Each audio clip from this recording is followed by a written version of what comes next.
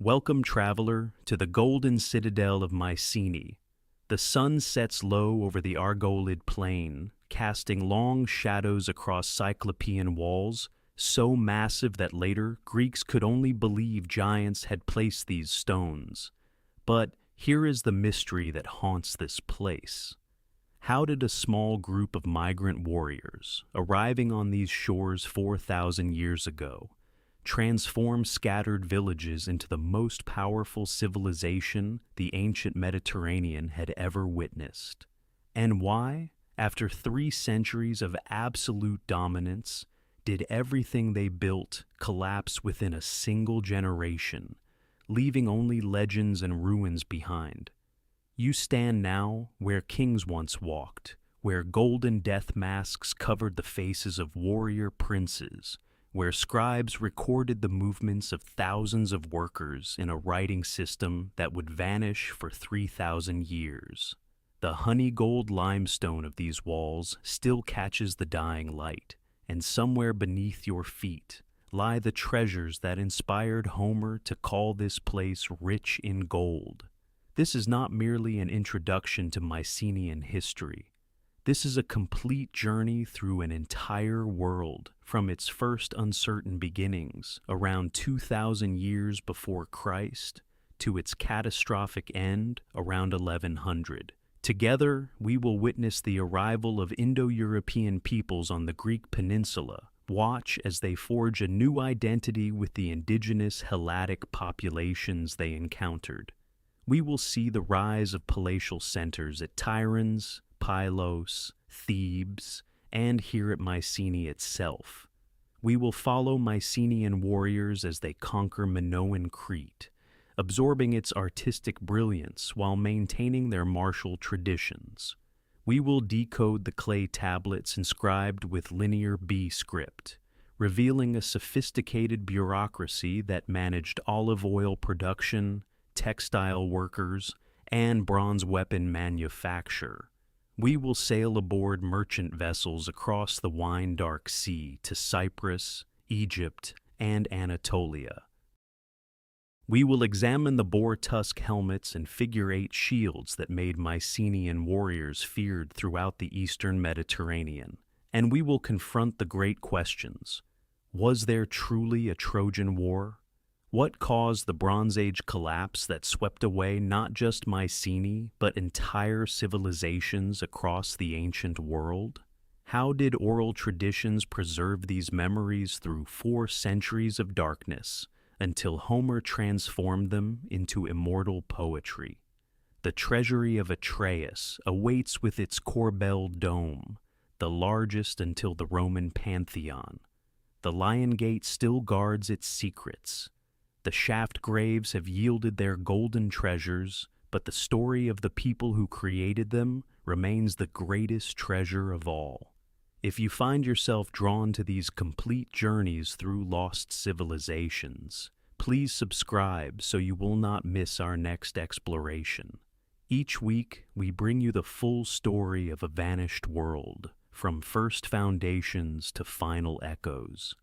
Now, as the last light fades over these ancient stones, let us begin our journey at the very beginning, before the lions stood guard, before the walls rose, before the name Mycenae meant anything at all.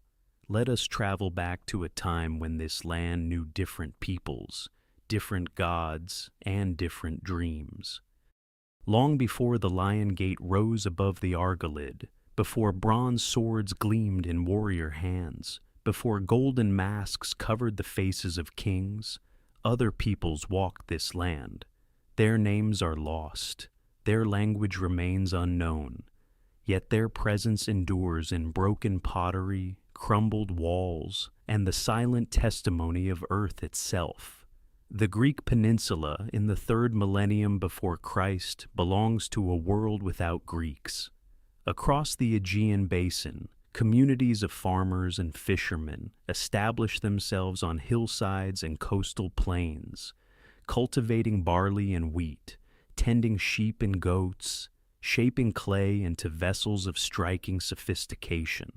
These are the early Helladic peoples, and their story stretches back 5,000 years into a past that later civilizations would completely forget. The Argolid Plain spreads beneath the watchful mountains of the northeastern Peloponnese. Rivers carry snowmelt from distant peaks toward the sea. The soil proves generous to those who work it. Here, at a place called Lerna, a settlement takes root that will flourish for nearly 1,000 years. Its inhabitants construct houses of mud brick on stone foundations. They store grain in massive clay containers. They bury their dead with care, placing offerings beside the bodies. Around 2,500 years before Christ, Lerna reaches its zenith. A great building rises at the settlement's heart, its walls covered in smooth clay plaster, its roof supported by timber beams. Archaeologists call this structure the House of the Tiles, named for the terracotta roofing that once sheltered its interior. 2 stories tall, with corridors and storage rooms, this building represents something unprecedented in mainland Greece. Monumental architecture serving administrative purpose. The potters of early Helladic Greece achieve remarkable artistry. They create sauceboats with elegant spouts, their surfaces burnished to a lustrous sheen. They fashion bowls and jars decorated with geometric patterns, their forms revealing aesthetic sensibilities refined over generations. Trade networks connect communities across the Aegean, carrying obsidian from volcanic islands, marble from the Cyclades, copper from distant sources. Yet, this world proves fragile. Around 2,200 years before Christ, destruction sweeps across the Aegean. The House of the Tiles burns. Settlements throughout the region suffer violence or abandonment. The causes remain debated: climate shifts, internal conflict, external invasion. What follows is a period of disruption and transformation that will last centuries. The people who rebuild amid these ruins are different. Their pottery changes, their burial customs shift. Something fundamental has altered in the cultural fabric of the Greek mainland. The Middle Helladic period begins, characterized by simpler material culture, smaller settlements, and a population seemingly diminished from earlier heights. Into this transformed landscape, new arrivals will eventually come. From the north, through mountain passes and river valleys, peoples speaking an early form of Greek will descend into the peninsula. They will encounter the descendants of those who built Lerna, who fired the elegant sauceboats, who raised the House of the Tiles. From this meeting of peoples, over centuries of gradual fusion, something new will emerge, but that emergence lies far in the future. For now, the Argolid Plain holds only the memory of what came before. Foundations buried beneath later construction, pottery sherds scattered through archaeological strata, the faint outline of a civilization that flourished and fell before history began to record such things. These forgotten peoples prepared the ground, literally and figuratively, for everything that would follow. Their settlements marked the places where citadels would rise. Their trade routes traced paths that Mycenaean merchants would later sail. Their agricultural knowledge sustained populations that would grow into kingdoms. The lions have not yet taken their positions above the gate. The shaft graves remain uncut. The golden masks lie still in the earth, waiting to be crafted by hands not yet born. The Argolid sleeps beneath Mediterranean sun, patient and unknowing, holding within its soil the seeds of a civilization that will one day shake the ancient world. The migrations begin as whispers across mountain passes, as distant smoke rising from valleys that have known only silence. Sometime around 2,000 years before the Common Era, new peoples moved southward through the Balkans, following river courses and ancient pathways worn into limestone by generations of wanderers. They bring with them languages that will one day become Greek, gods whose names echo in syllables still recognizable 3 millennia later, and a warrior culture forged in the steppes of distant lands. These Indo-European migrants do not arrive as a single conquering horde. The movement unfolds across generations, wave upon wave of pastoral communities seeking new grazing lands, new opportunities, new homes beneath unfamiliar skies. Some archaeologists trace their origins to the Pontic steppe north of the Black Sea. Others point to Anatolia or the Caucasus. The precise homeland remains debated, but the linguistic evidence speaks clearly. The language these newcomers carry will become the foundation of Mycenaean Greek. The Middle Helladic period dawns with their arrival. Across the Argolid plain and beyond, settlements show sudden changes in material culture. New pottery styles appear, gray and yellow wares replacing the older traditions. House plans shift. Burial customs transform. The indigenous Helladic peoples do not vanish, but merge with the newcomers, their bloodlines and knowledge absorbed into something new, something hybrid, something that carries within it the seeds of future greatness. The early shaft graves tell stories of emerging hierarchy. At Mycenae, at Lerna, at sites scattered across the Peloponnese, certain individuals receive burial treatment that sets them apart from common folk. Weapons accompany warriors into death. Jewelry adorns the bodies of women who held status in life. The egalitarian communities of earlier centuries give way to stratified societies where some families accumulate power, wealth, and prestige across generations. Bronze technology advances during these centuries. Smiths master new alloys, new casting techniques, new forms of weaponry suited to the martial traditions the migrants brought from northern lands. The dagger becomes longer, evolving toward the sword. The spearhead grows more lethal. Armor begins to appear, protecting bodies that will soon ride chariots into battle. The horse arrives with these peoples, or shortly after. This animal will transform warfare across the eastern Mediterranean, enabling the chariot tactics that Mycenaean warriors will perfect in centuries to come. For now, horses remain rare, precious, symbols of elite status rather than common tools of war. But their presence marks a fundamental shift in military possibility. Settlement patterns consolidate around defensible positions. The hilltops that will later support massive citadels first attract attention during this period. Mycenae itself, that rocky prominence commanding views across the Argolid, begins to emerge as a place of special significance. The location offers natural defenses, access to trade routes, and proximity to agricultural lands capable of supporting growing populations. Religious practices blend old and new. The newcomers bring sky gods, thunder deities, figures of masculine power who will eventually become Zeus and Poseidon.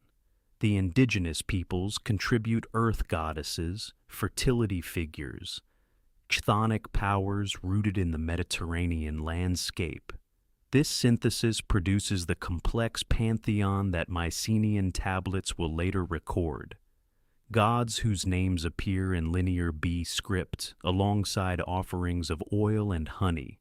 Trade connections expand during the Middle Helladic centuries. Contacts with the Cycladic islands intensify. Minoan Crete, already flourishing in its palatial glory, becomes an increasingly important partner and influence. Mycenaean culture absorbs Cretan artistic traditions, administrative techniques, perhaps even aspects of religious practice. the relationship remains unequal for now, with Crete the dominant civilization and the Greek mainland its admiring student. The transformation unfolds slowly, imperceptibly to those living through it. Grandchildren speak languages their great-grandparents would barely recognize. Villages grow into towns, chiefs become kings. The scattered communities of the early second millennium coalesce into something approaching political unity, at least within regional boundaries. By 1700 before the Common Era, the foundations stand complete. The peoples who will build Mycenae have arrived, settled, merged with indigenous populations, and begun accumulating the wealth and power that will soon astonish the ancient world. The shaft graves grow richer with each generation. The citadels rise higher. The warriors sharpen their bronze blades and dream of glory. The earth remembers what it receives. Beneath the rocky slopes of Mycenae, cut into bedrock and sealed with stone, the dead lie surrounded by wealth beyond imagination. Gold gleams in perpetual darkness. Bronze weapons rest beside hands that once wielded them in battle. These are the shaft graves, vertical chambers sunk deep into the ground, and within them sleeps the evidence of a transformation that will reshape the ancient world. The period between 1700 and 1550, before the Common Era, witnesses the emergence of something unprecedented in mainland Greece. Warrior chieftains accumulate power and treasure on a scale their ancestors could never have conceived. The shaft graves of Mycenae, discovered millennia later in two great circles, reveal not merely wealth, but the birth of a ruling ideology centered on martial prowess, divine favor, and dynastic continuity. Grave Circle B, the earlier of the two, dates from approximately 1700 before the Common Era. Here lie the first generation of these golden kings, their burials already distinguished by bronze swords, gold ornaments, and ceramic vessels of exceptional quality. The graves cut rectangular shafts into limestone bedrock, sometimes reaching depths of 4 meters. Wooden roofs supported by beams span the chambers, and above them, stone markers identify the resting places of the honored dead. The wealth increases with each generation. By 1600 before the Common Era, Grave Circle A contains burials of almost incomprehensible richness. Gold death masks cover the faces of warrior kings, their features pressed into thin sheets of precious metal. One mask, later mistakenly attributed to Agamemnon by its discoverer, depicts a bearded face with closed eyes, the expression serene yet commanding. Whoever wore this mask in death commanded resources that could transform raw gold into eternal portraiture.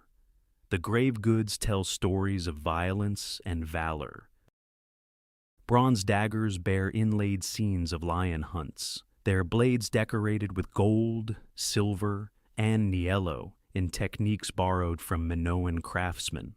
Boar tusk helmets, assembled from dozens of curved tusks sewn onto leather caps, protect skulls that once commanded warriors in battle. Long bronze swords, some reaching nearly a meter in length, speak of combat styles favoring slashing strikes from chariot platforms. These weapons are not merely functional. They represent status, identity, and the ideology of a warrior aristocracy that defines itself through martial excellence. The elite of Mycenae do not simply fight. They transform warfare into art, their weapons into symbols of divine favor and inherited glory. The chariot arrives during this period, revolutionizing both warfare and social hierarchy. Maintaining horses and vehicles requires substantial resources, creating a natural aristocracy of those wealthy enough to field chariot teams. The shaft grave warriors embrace this technology, depicting themselves in chariot scenes on gold signet rings and inlaid metalwork. the chariot becomes the defining symbol of Mycenaean elite identity. Trade networks expand dramatically. Amber from the Baltic reaches Mycenae through exchange systems spanning thousands of kilometers. Lapis lazuli from Afghanistan, gold from Egypt, silver from Anatolia, all flow toward the rising citadels of the Argolid. The shaft grave kings position themselves at crucial nodes in Mediterranean commerce, extracting wealth from the movement of prestige goods across the ancient world. Religious practices intertwine with political authority. Gold cups depict scenes of bull capture, rituals connecting Mycenaean rulers to divine power through mastery over nature's most dangerous beasts. Ceremonial vessels suggest libation offerings, liquid sacrifices poured to gods whose names will later appear in Linear B tablets. The kings of Mycenae claim not merely political authority, but sacred sanction. The population grows. Settlements expand beyond the citadel heights into surrounding valleys. Agricultural surplus supports specialist craftsmen, scribes, and warriors who owe allegiance to the palace. The foundations of palatial economy take shape, though the great administrative centers remain decades in the future. By 1550 before the Common Era, the shaft grave tradition reaches its culmination. The wealth concentrated in these burials represents generations of accumulated power, trade profits, and military success.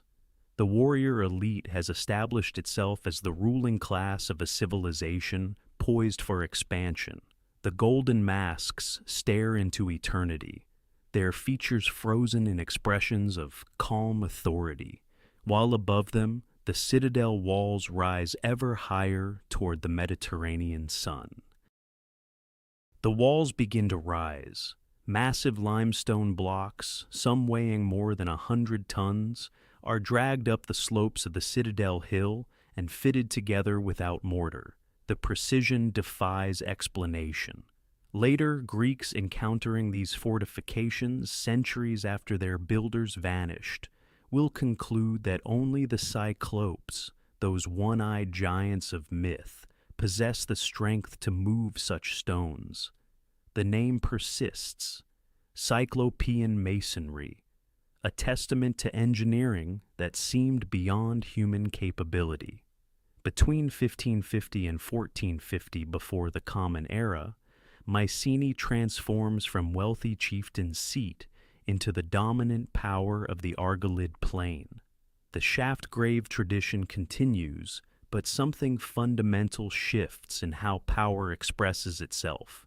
Wealth no longer suffices. The ruling dynasty now builds monuments that reshape the landscape itself, declarations of permanence carved into living rock. The citadel expands outward from its original nucleus. Terraces cut into the hillside create level platforms for administrative buildings, storage magazines, and workshops. The palace complex takes shape at the summit, its Megaron Hall oriented to command views across the entire plain below. From this vantage point, the Wanax surveys his domain. Olive groves stretching toward distant mountains, roads connecting tributary settlements, the glitter of the Argolic Gulf on the eastern horizon. The Lion Gate remains decades in the future, but its foundations are already being laid in the strategic calculations of Mycenaean rulers. Control of the Argolid means control of trade routes connecting the Peloponnese to the wider Aegean world. Ships from Crete, Cyprus, and the Levantine coast bring tin for bronze production, ivory for carving, gold for the workshops where craftsmen create objects of stunning refinement. In exchange, Mycenaean merchants export olive oil stored in distinctive stirrup jars, perfumed unguents prized throughout the eastern Mediterranean, and woolen textiles dyed in colors that rival Minoan craftsmanship. The palace economy emerges as the organizing principle of Mycenaean society. Agricultural production, craft specialization, and long-distance trade all flow through administrative centers that track resources with obsessive precision. Scribes adapt the linear A script of Minoan Crete, transforming it into linear B to record the Greek language. Clay tablets accumulate in palace archives, documenting everything from chariot inventories to offerings for the gods.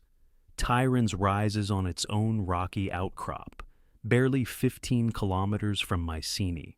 The two citadels exist in complex relationship, sometimes rivals, sometimes allies, always aware of each other's strength.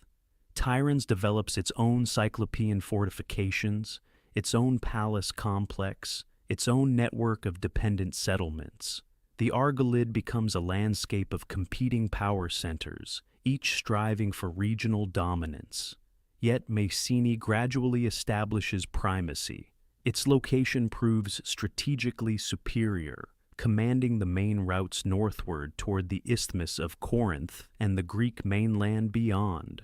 Its ruling dynasty accumulates wealth and prestige through successful military campaigns, diplomatic marriages, and shrewd commercial partnerships. The citadel's reputation spreads throughout the Aegean world. Bronze production reaches industrial scale. Smiths master increasingly sophisticated techniques for casting weapons, tools, and ceremonial objects. The distinctive Mycenaean sword emerges, a long, slashing blade designed for chariot warfare, its hilt wrapped in leather, its pommel sometimes decorated with gold or ivory. Warriors train in new combat techniques suited to the mobile warfare that chariots enable. The religious landscape crystallizes around deities whose names will echo through classical Greek civilization.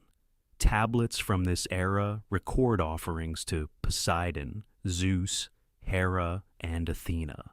Shrine rooms within palace complexes house terracotta figurines with upraised arms, their meaning debated, but their sacred function unmistakable. The gods of Mycenae watch over a civilization approaching its zenith. By 1450 before the Common Era, Mycenaean influence extends far beyond the Argolid. Pottery bearing distinctive octopus motifs and chariot scenes appears at sites throughout the Aegean, in Cyprus, along the Anatolian coast, even in Egypt. The civilization that began in shaft graves now commands respect across the Bronze Age world, its citadels rising like stone crowns above the Greek landscape. The sea crossing takes less than a day when winds favor the journey. From the southern shores of the Peloponnese, Crete rises on the horizon like a promise written in stone and legend. For generations, Mycenaean traders have made this voyage, returning with tales of palaces that sprawl across hillsides, of frescoes depicting dolphins and acrobats, of a civilization older and more refined than anything the mainland has known.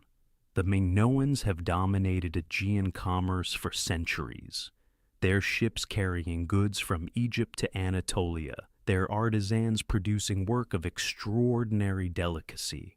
But around 1450 before the Common Era, the relationship between these two worlds transforms irrevocably. The evidence lies in destruction layers and administrative records.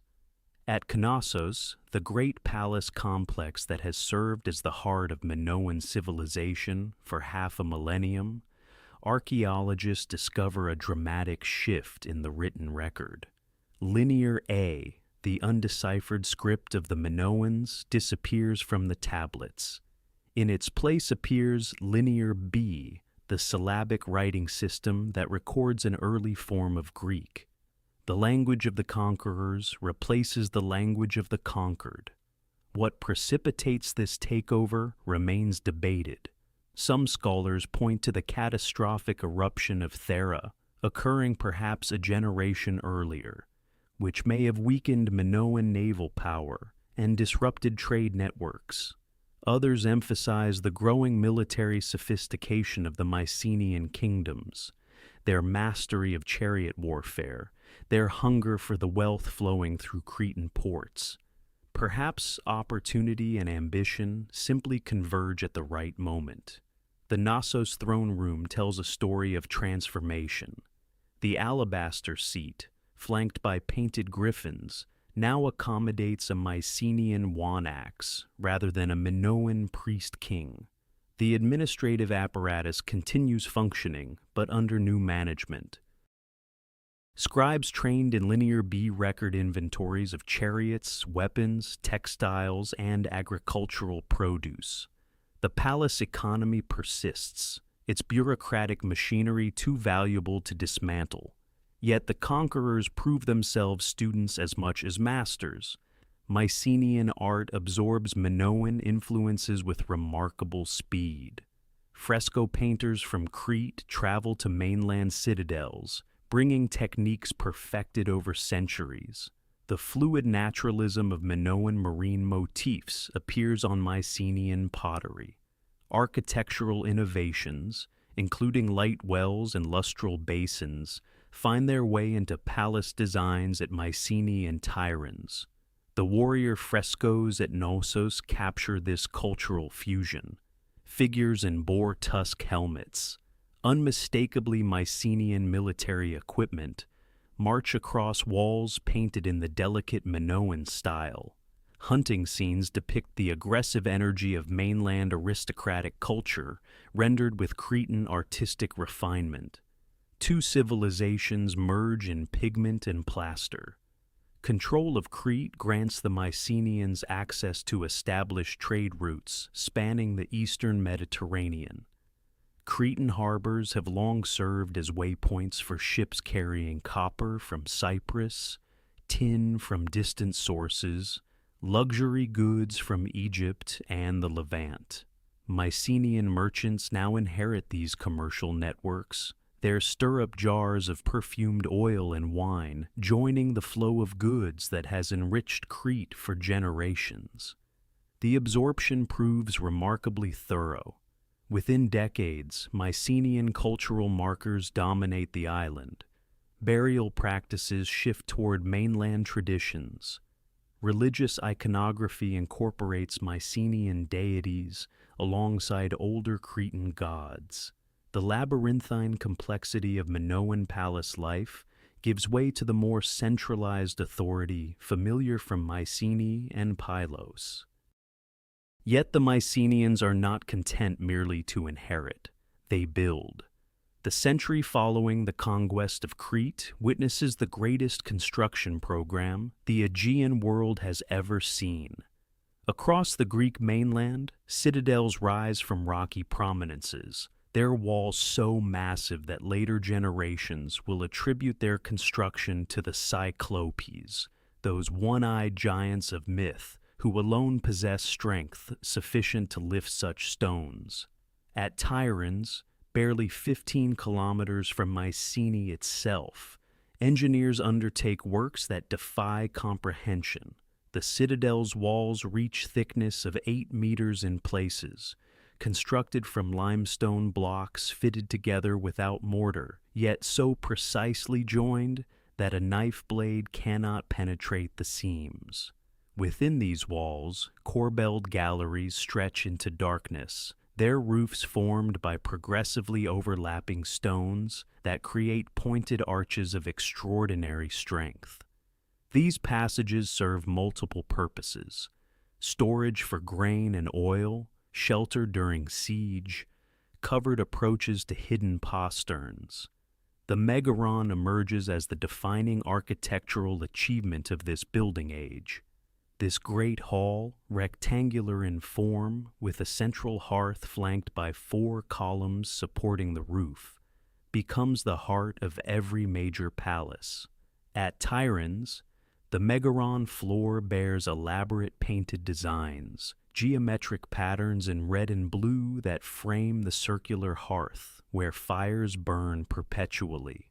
Smoke rises through an opening in the roof, carrying offerings to gods who dwell above. The approach to these throne rooms follows careful choreography.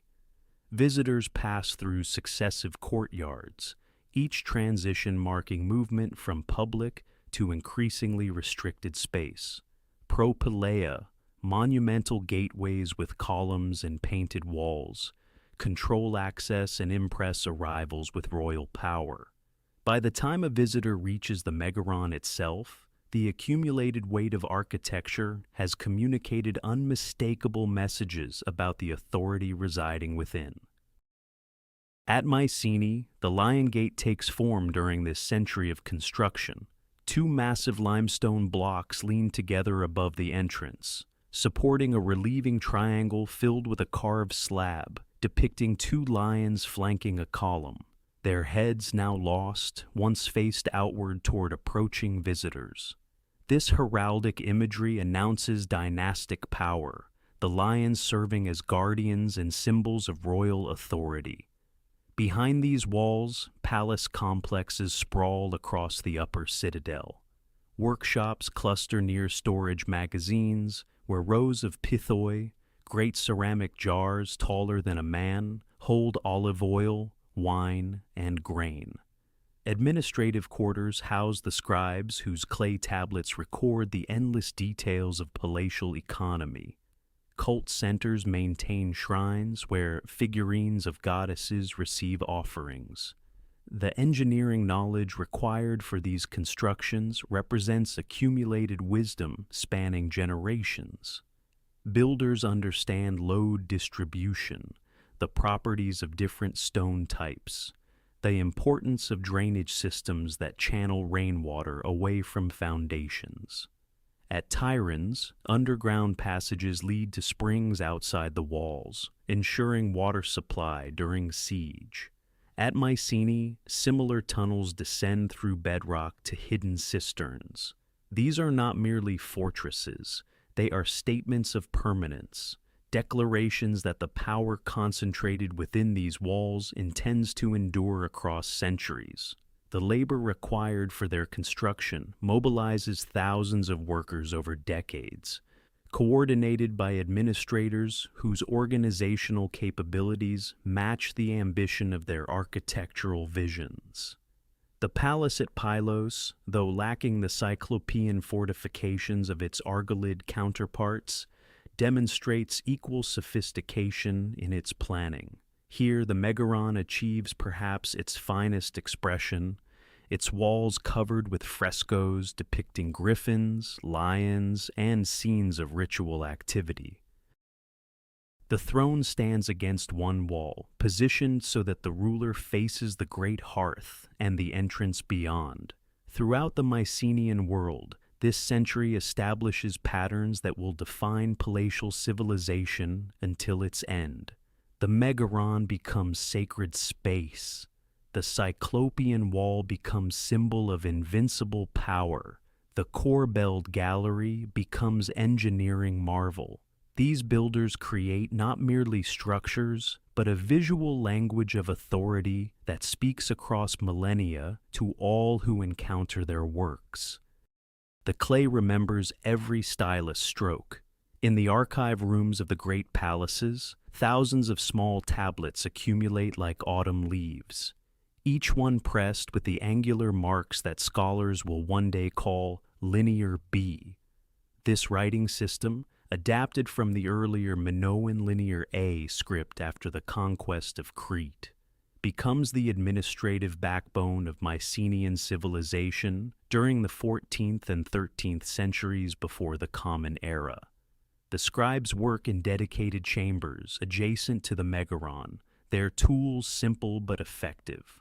A lump of moist clay shaped into a palm-sized tablet, a stylus of bone or bronze, its tip cut to create the distinctive wedge-shaped impressions. The writing moves from left to right, recording not poetry or history, but the relentless details of palace economy. How many sheep in the royal flocks? How much wheat stored in the granaries? How many bronze smiths receive their monthly rations? The language preserved in these tablets is Greek, the earliest written form of the tongue that will eventually produce Homer and Plato. Yet the script itself remains syllabic, each sign representing a consonant-vowel combination rather than individual sounds. This inheritance from Minoan predecessors creates awkward compromises. Greek words must be spelled approximately, their final consonants dropped, their consonant clusters simplified. The scribes accept these limitations because the system serves its purpose. Administrative records need not achieve literary elegance. At Pylos, the archive room yields over 1,000 tablets when excavators finally uncover it in the 20th century. At Knossos, under Mycenaean administration, the collection numbers in the thousands.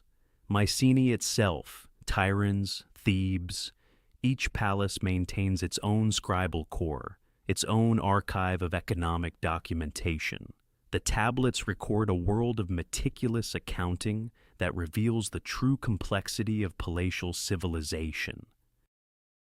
The palace economy operates through redistribution. Raw materials flow inward from dependent villages and workshops. Finished goods and rations flow outward to workers, soldiers, and religious establishments.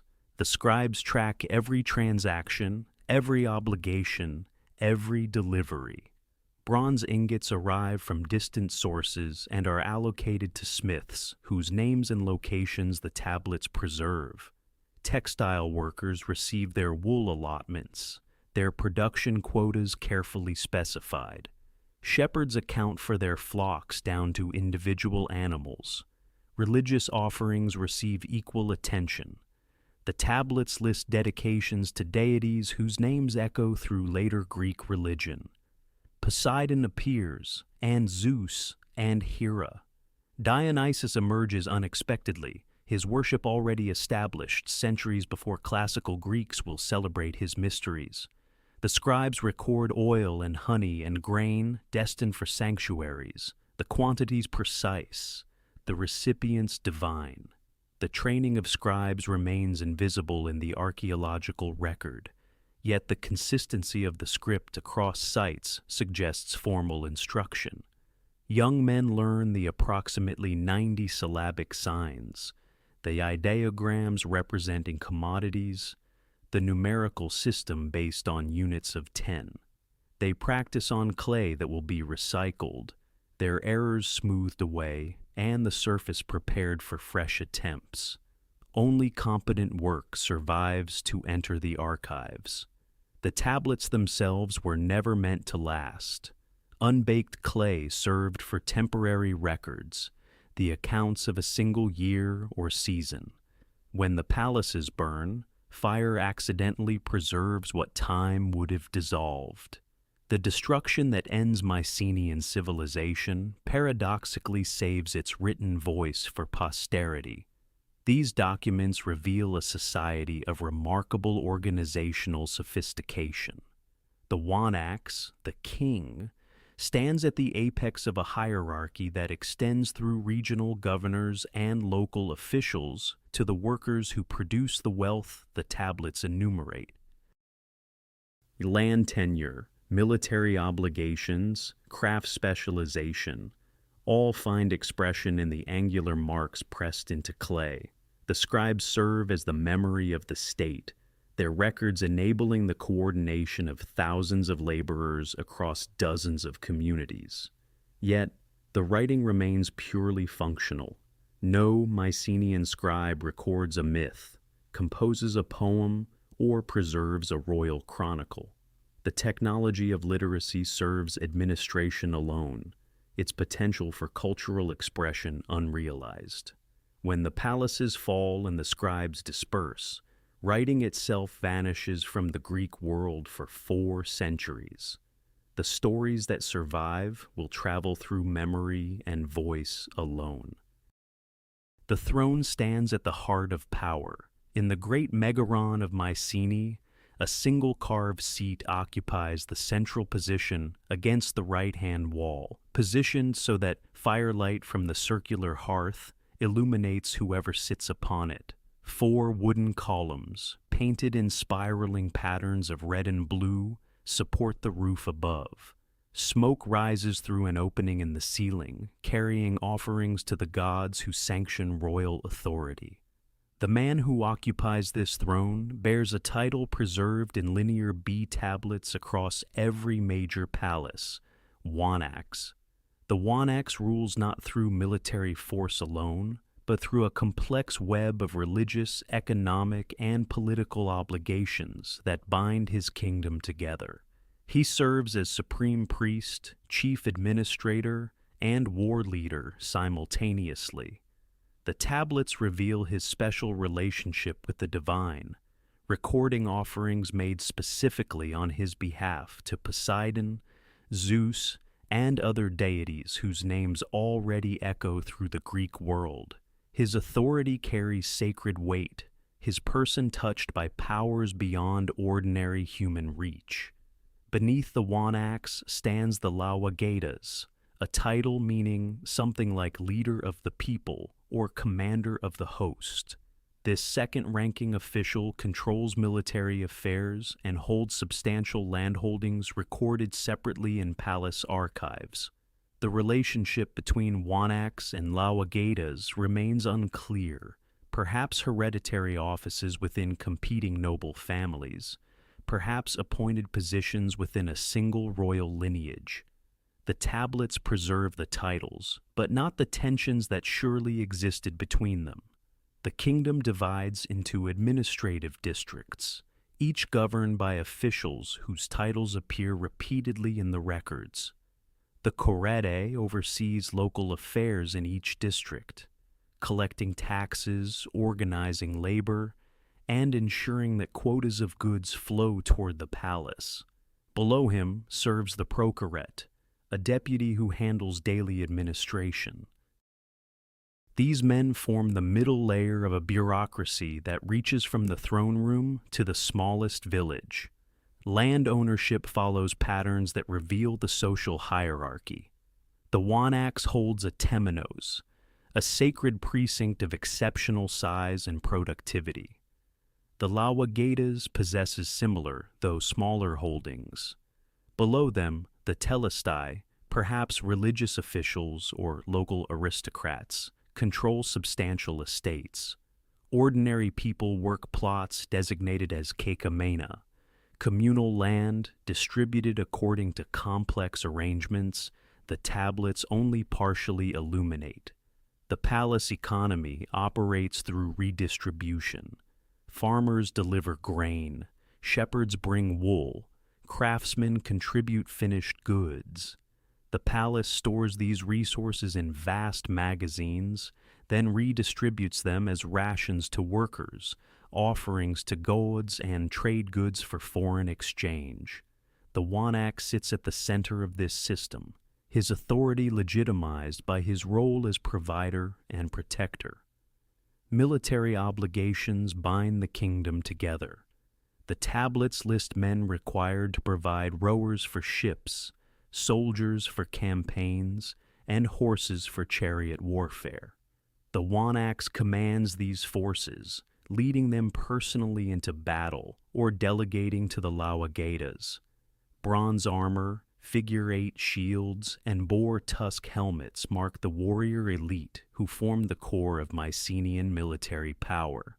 The throne room itself serves as stage for the performance of authority.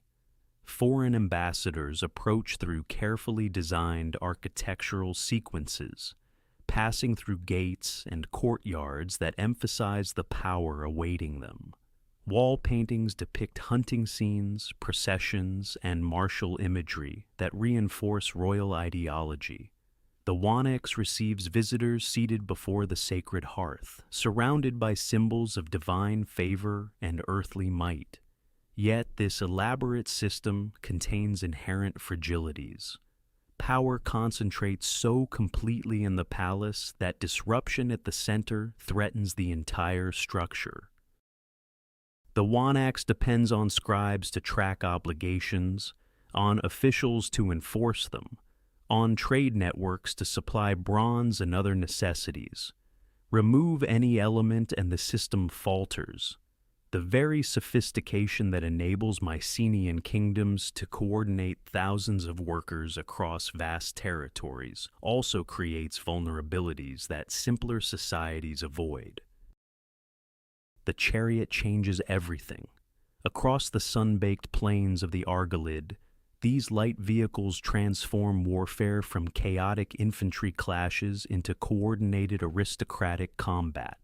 Mycenaean warriors adopt chariot technology from Eastern contacts, refining designs until their vehicles become extensions of noble identity itself. The two-wheeled platforms, built from bent wood and leather lashing, carry driver and fighter across terrain that infantry cannot traverse with equal speed. Bronze makes this military revolution possible. Mycenaean smiths master the alloy of copper and tin, producing weapons of unprecedented hardness and edge retention. Long swords with cruciform hilts become status symbols of the warrior elite, their blades sometimes reaching 90 centimeters in length. These are slashing weapons designed for mounted combat, their weight balanced for sweeping cuts delivered from chariot platforms or horseback. Shorter daggers serve for close fighting, their blades often decorated with inlaid scenes of hunting and battle rendered in gold, silver, and niello. The boar tusk helmet represents perhaps the most distinctive element of Mycenaean military culture. Craftsmen split the curved tusks of wild boars into thin plates, then sew them in alternating rows onto leather caps.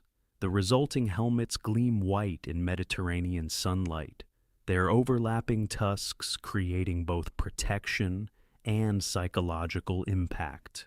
Homer preserves memory of these helmets in the Iliad, describing with archaeological accuracy a piece of equipment that had vanished centuries before his time. A single helmet requires tusks from perhaps 40 boars, making these objects markers of hunting prowess and aristocratic wealth. The figure-8 shield defines defensive equipment.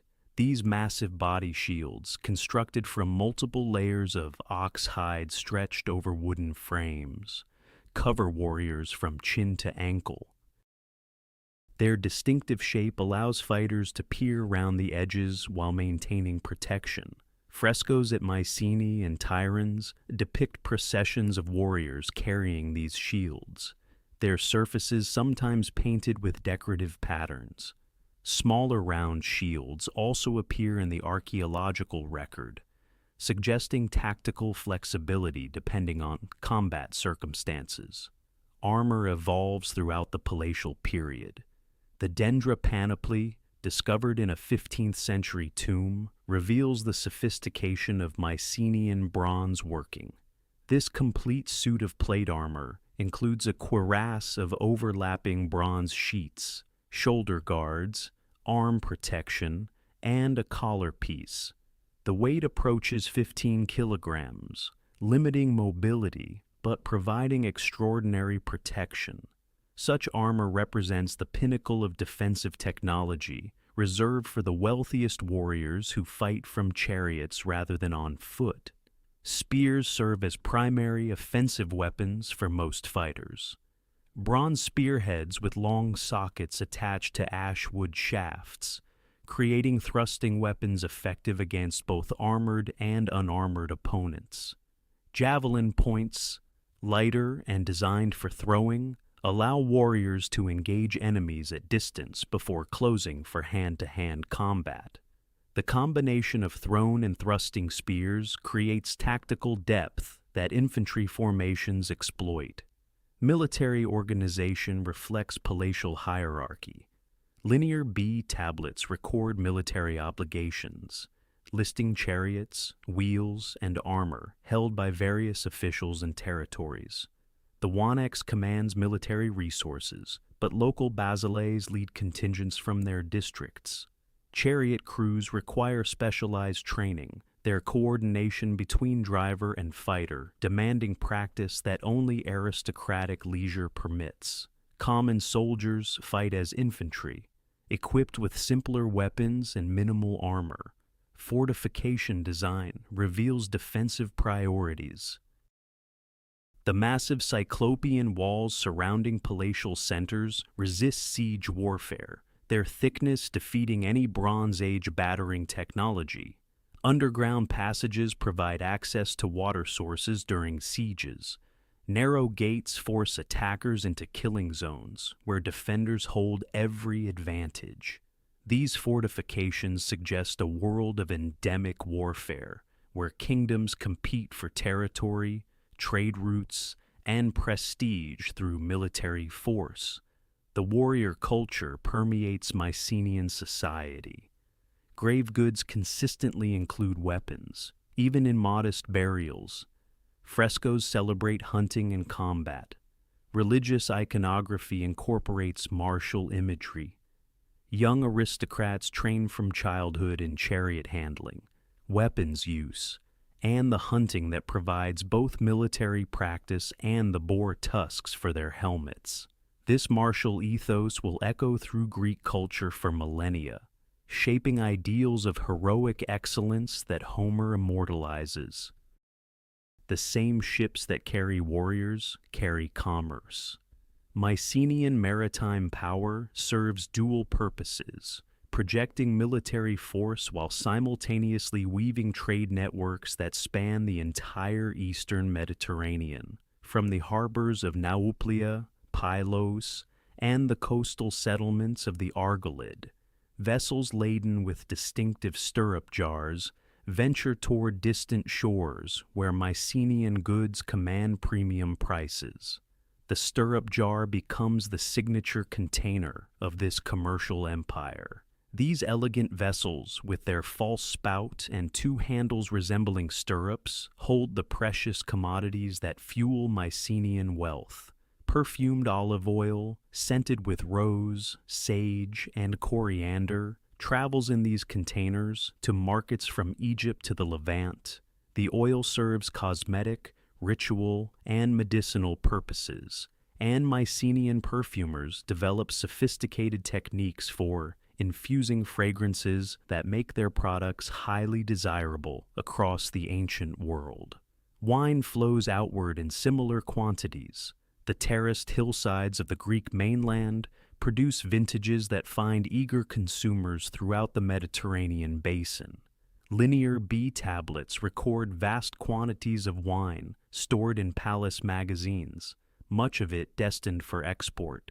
The characteristic Mycenaean pottery that contains these liquids becomes so recognizable that it serves as a marker of trade connections wherever archaeologists discover it.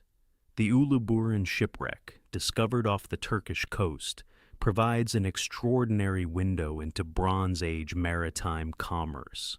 This vessel, which sank around 1300 before the Common Era, carried cargo from at least 7 different cultures.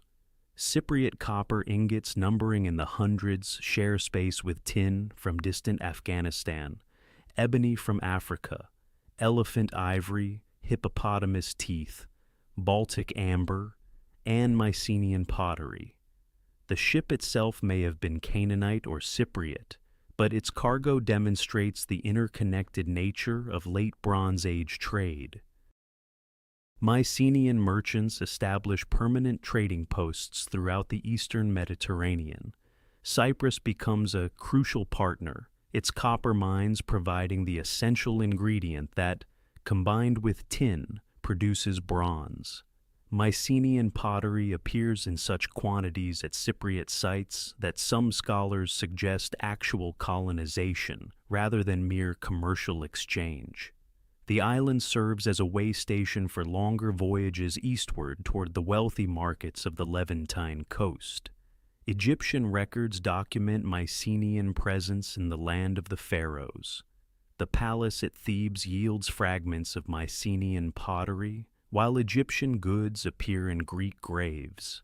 Diplomatic exchanges accompany commercial ones. with Mycenaean rulers likely corresponding with their Egyptian counterparts as equals in the international system of the Late Bronze Age. Paintings in Egyptian tombs depict foreign emissaries bearing gifts that include vessels recognizable as Mycenaean in style. The Hittite Empire of Anatolia represents another major trading partner. Hittite texts mention a kingdom called Ahiyawa, which most scholars identify with the Mycenaean world. These documents describe diplomatic tensions, territorial disputes, and commercial arrangements that reveal Mycenaean power as significant enough to warrant Hittite attention. The relationship fluctuates between cooperation and competition, with both powers vying for influence over the wealthy coastal cities of western Anatolia. Westward trade extends toward Italy and beyond. Mycenaean pottery reaches Sardinia, Sicily, and the Italian mainland in quantities suggesting regular commercial contact. Some scholars propose Mycenaean trading posts in southern Italy, precursors to the later Greek colonies that would transform the western Mediterranean. The search for metals drives much of this expansion, as tin and copper sources become increasingly strategic. The palace economies coordinate this vast commercial enterprise. Linear B tablets record inventories of trade goods, lists of craftsmen producing exportable items, and allocations of resources for maritime ventures. The Wanax and his administrators oversee a system that integrates agricultural production, craft specialization, and long-distance exchange into a coherent economic strategy. Surplus production feeds export markets while imported luxuries reinforce elite status. This commercial network creates prosperity, but also vulnerability.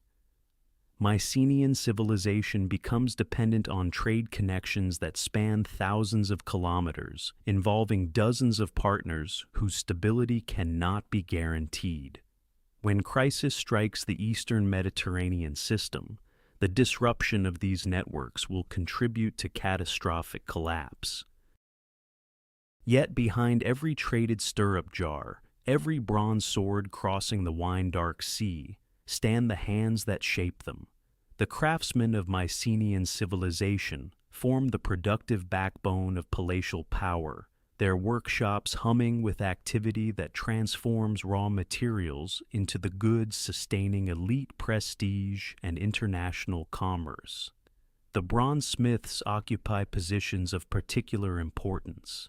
In specialized quarters adjacent to palace complexes, master metal workers oversee operations requiring precise technical knowledge accumulated across generations. The process begins with imported copper from Cyprus and tin from distant sources, perhaps Cornwall or Afghanistan, materials that must travel thousands of kilometers before reaching Mycenaean furnaces. Smelting requires temperatures exceeding 1,000 degrees, achieved through bellows-driven charcoal fires in clay-lined crucibles. The molten alloy, roughly 9 parts copper to 1 part tin, flows into stone or clay molds carved with sword shapes, spearhead forms, or decorative patterns. The finished bronzes demonstrate remarkable sophistication. Swords feature flanged hilts, allowing secure handle attachment. Their blades work hardened through careful hammering that aligns metal crystals for superior edge retention. Armor plates curved to fit human bodies, their surfaces sometimes decorated with embossed designs depicting hunting scenes or martial imagery. The famous boar tusk helmets require dozens of curved tusks, each laboriously shaped and drilled, then sewn onto leather caps in overlapping rows. Such objects represent not merely functional equipment, but statements of aristocratic identity. Goldsmithing reaches extraordinary heights. The death masks from Mycenae's shaft graves reveal artisans capable of hammering thin gold sheets into portrait-like faces, their features defined through repoussé technique, working the metal from behind to create raised designs. Signet rings bear minutely carved scenes, their surfaces no larger than fingernails, yet depicting complex narratives of hunting, warfare, or religious ritual. Inlay work combines gold with silver, niello, and colored glass to create polychrome effects on dagger blades, transforming weapons into portable art galleries. Pottery production operates at industrial scale. Workshops employ dozens of specialists, from clay preparers who knead and filter raw material to painters who apply the characteristic lustrous decoration. The potter's wheel, foot-powered for continuous rotation, enables rapid production of standardized forms. Stirrup jars for oil transport, kylix drinking cups, and large storage vessels emerge in quantities sufficient for both domestic consumption and export markets. The distinctive Mycenaean decorative style, featuring octopuses, birds, and geometric patterns, becomes recognizable across the Mediterranean, a visual trademark of palatial production. Textile manufacture engages the largest workforce. Linear B tablets from Pylos record hundreds of women organized into production groups, spinning wool into thread and weaving cloth on vertical looms. The palace controls raw material distribution, allocating specific wool quantities to specific workers and expecting finished textiles in return. Dyed fabrics command premium prices, their colors extracted from murex shells for purple, madder roots for red, and weld plants for yellow. The finest textiles, decorated with embroidered or woven patterns, serve as diplomatic gifts and elite markers. Perfumed oil production represents another specialized industry. Workshops process olive oil through repeated infusions with aromatic substances, rose petals, sage, coriander, creating scented unguents stored in distinctive small stirrup jars. These luxury products travel throughout the eastern Mediterranean, their Mycenaean origin recognizable from container shapes alone. The palace system coordinates these diverse crafts through bureaucratic oversight recorded on linear B tablets. Scribes track raw material allocations, monitor production quotas, and inventory finished goods.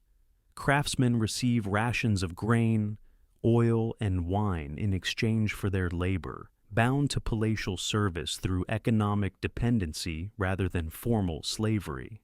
This integration of specialized production under centralized control creates the surplus wealth that sustains Mycenaean power, yet also concentrates vulnerability in administrative systems whose disruption would prove catastrophic.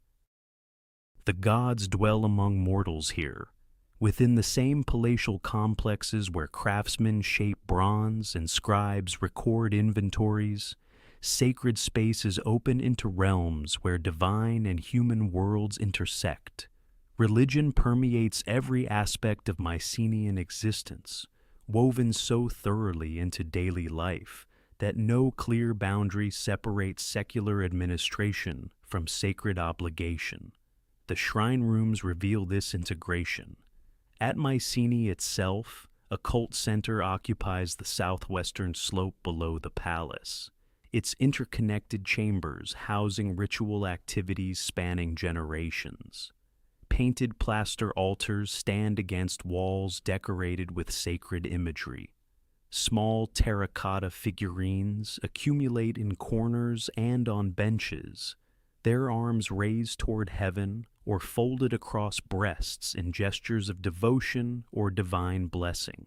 These Phi and Psi figurines, named for the Greek letters their shapes resemble, appear throughout the Mycenaean world in contexts both sacred and domestic. The linear B tablets preserve divine names that echo across millennia. Zeus appears as Daiwi, already king among gods. Hera emerges as Ira, Poseidon as Poseidao, Hermes as Imaya, Dionysus as Daiwonuso. These deities worshipped in Mycenaean sanctuaries will become the Olympian pantheon of classical Greece, their origins reaching back into this Bronze Age world. Yet, alongside familiar names appear mysterious figures unknown to later tradition, divine beings whose worship ceased with palatial collapse. At Pylos, the tablets record elaborate offerings to multiple deities. Gold vessels and bronze tripods flow toward sanctuaries. Grain, wine, oil, honey, and cheese provision divine feasts. Human officials bear title connecting them to specific gods, suggesting priesthoods organized around particular cults. The Wanax himself holds religious functions, his authority deriving partly from divine sanction and ritual responsibility. The physical spaces of worship vary considerably. Some shrines occupy rooms within palace complexes, their sacred character marked by altars, offering tables, and cult images. Others stand as independent structures, like the sanctuary at Philokopi on Melos, where a separate building houses divine worship. Still others occupy natural features, caves, and mountain peaks, where older traditions of worship continue under Mycenaean influence. Fresco paintings illuminate ritual practice. At Mycenae, a painted procession shows female figures bearing offerings toward a seated goddess. At Thebes, women in elaborate dress participate in ceremonies whose precise meaning remains elusive. These images suggest that women held significant roles in religious life, perhaps serving as priestesses mediating between mortal and divine realms. Animal sacrifice forms the central act of Mycenaean worship. Cattle, sheep, goats, and pigs die on altars, their blood and fat offered to gods, while meat feeds human participants in sacred feasting. The tablets record animals designated for sacrifice, their allocation managed with the same bureaucratic precision applied to craft production. Religion operates within the palatial economy, its requirements calculated and supplied through administrative channels. The dead receive their own cult attention. Ancestor veneration connects living communities to departed generations, particularly the elite warriors buried in shaft graves and tholos tombs. Offerings placed at grave sites suggest ongoing relationships between living and dead, obligations extending beyond the moment of burial. The monumental tholos tombs themselves may have served as sites of continuing ritual activity, their impressive architecture honoring ancestors whose spirits retain power over descendant fortunes. Yet the gods of Mycenae remain partially hidden. Without mythological texts explaining divine personalities and relationships, only fragments of belief survive in administrative records and material remains. The religious world that sustained Mycenaean civilization for centuries would transmit its essential elements to later Greece while losing much of its specific character in the dark centuries ahead. The dead require monuments worthy of their power. From the religious practices sustaining Mycenaean belief, attention turns to the physical structures housing those who have passed beyond mortal existence. The tholos tombs represent the supreme architectural achievement of this civilization, engineering marvels designed to honor ancestors whose influence extends from the grave into the world of the living. The treasury of Atreus stands as the greatest of these monuments. Constructed around 1300 before the Common Era near Mycenae itself, this massive beehive tomb represents the pinnacle of Bronze Age funerary architecture. A long entrance passage called the Dromos stretches over 36 meters. Its walls lined with precisely cut ashlar blocks rising in stepped courses. The passage narrows as it approaches the doorway, creating a dramatic processional experience for those bearing the dead toward their final resting place. The doorway itself inspires awe. Standing over 5 meters high, it is crowned by a massive lintel stone weighing approximately 120 tons. Above this lintel, a relieving triangle once held decorative elements, perhaps carved stone or colored materials now lost. The engineering sophistication required to position such enormous stones demonstrates mastery of construction techniques rivaling anything in the contemporary Mediterranean world. Inside, the main chamber achieves breathtaking proportions. The corbelled dome rises nearly 14 meters, each successive course of stone blocks projecting slightly inward until meeting at the apex. This technique creates a smooth interior surface that originally may have been decorated with bronze rosettes, their attachment holes still visible in the stone. The chamber spans over 14 meters in diameter, creating a vast interior space that remained the largest domed structure in the world for over a millennium. A smaller side chamber opens from the main room, perhaps reserved for the actual burial, while the great dome serves ceremonial functions. The entire complex required extraordinary resources, from quarrying and transporting massive stones to the skilled labor of positioning each block with precision. Such investment reflects the paramount importance of proper burial for Mycenaean elite. Earlier shaft graves gave way to these tholos tombs during the 15th and 14th centuries before the Common Era. The transition marks evolving concepts of royal commemoration. Shaft graves, though rich in gold and grave goods, remained essentially underground pits. Tholos tombs create permanent visible monuments on the landscape, their earthen mounds marking the presence of powerful ancestors for generations. 9 Tholos tombs cluster around Mycenae alone, their construction spanning several centuries. Each represents a major building project, requiring community labor organized by palatial authority. The treasury of Atreus, despite its later legendary name, likely housed a Mycenaean king whose actual identity remains unknown. The tomb's magnificence suggests burial of the highest-ranking individual, perhaps a Wanax whose reign coincided with Mycenaean power at its zenith. Grave goods placed within these tombs reflect beliefs about afterlife needs. Weapons accompany warriors into death.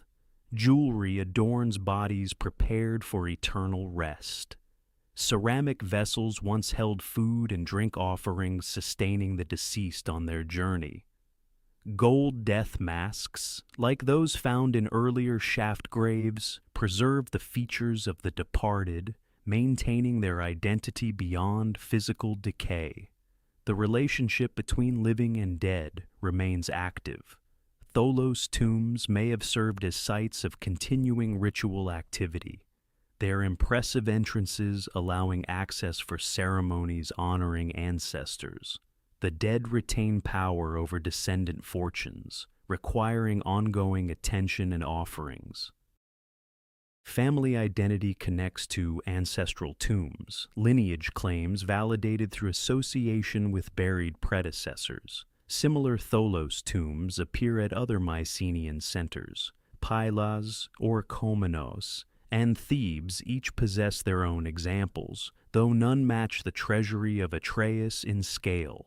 This architectural form spreads throughout the Mycenaean world, reflecting shared beliefs about proper elite burial while allowing regional variation in execution. The labor invested in these monuments speaks to fundamental values. Death requires commemoration proportional to earthly status.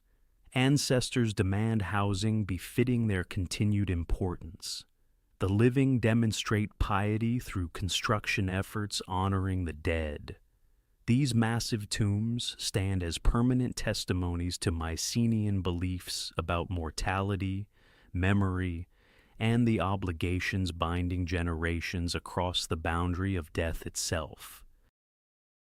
Beyond the monumental tombs and palace walls, ordinary existence unfolds in rhythms shaped by seasons, labor, and the demands of daily survival. The citadel of Mycenae shelters not only kings and priests, but hundreds of inhabitants whose lives leave subtler traces in the archaeological record. The domestic quarters cluster along terraced slopes within the fortification walls. Houses built of rough stone foundations support mud brick walls, their flat roofs made from wooden beams covered with packed earth and clay. These structures lack the grandeur of palatial architecture, yet reveal sophisticated understanding of available space. Rooms connect through narrow doorways, creating sequences of living areas, storage chambers, and small courtyards where much daily activity occurs. Cooking dominates domestic routine.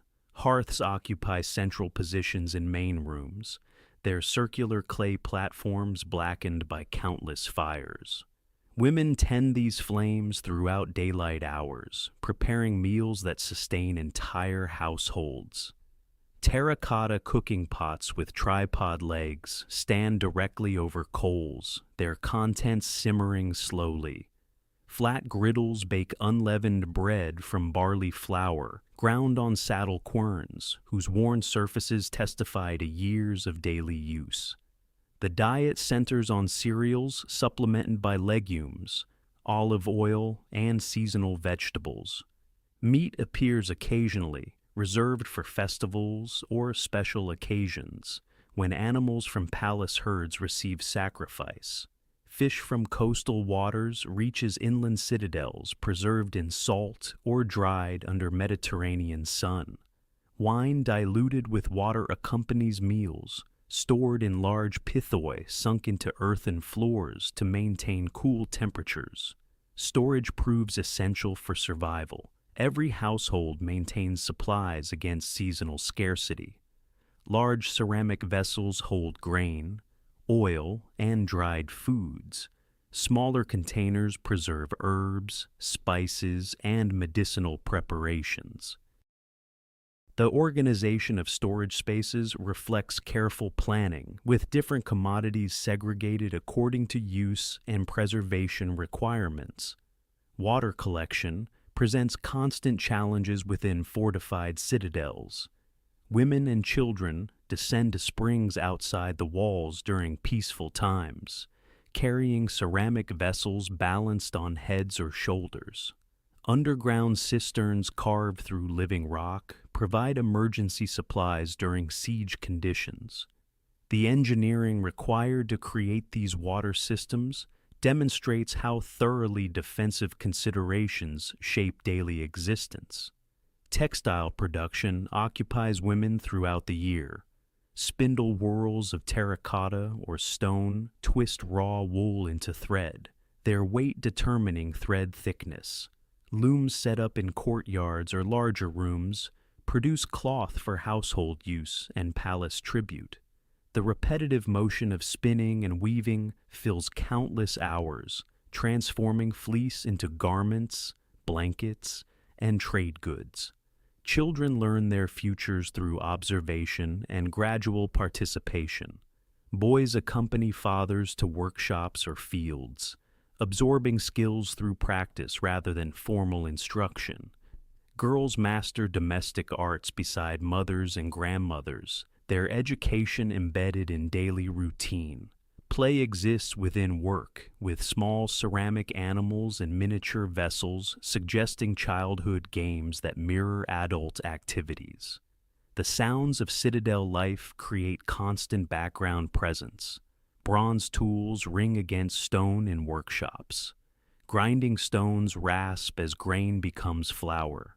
Children call to each other across narrow streets. Dogs bark at strangers approaching gates. These acoustic textures define the sensory experience of Mycenaean existence as surely as visual elements. Religious observance weaves through ordinary days. Small shrines within houses receive offerings of food and drink.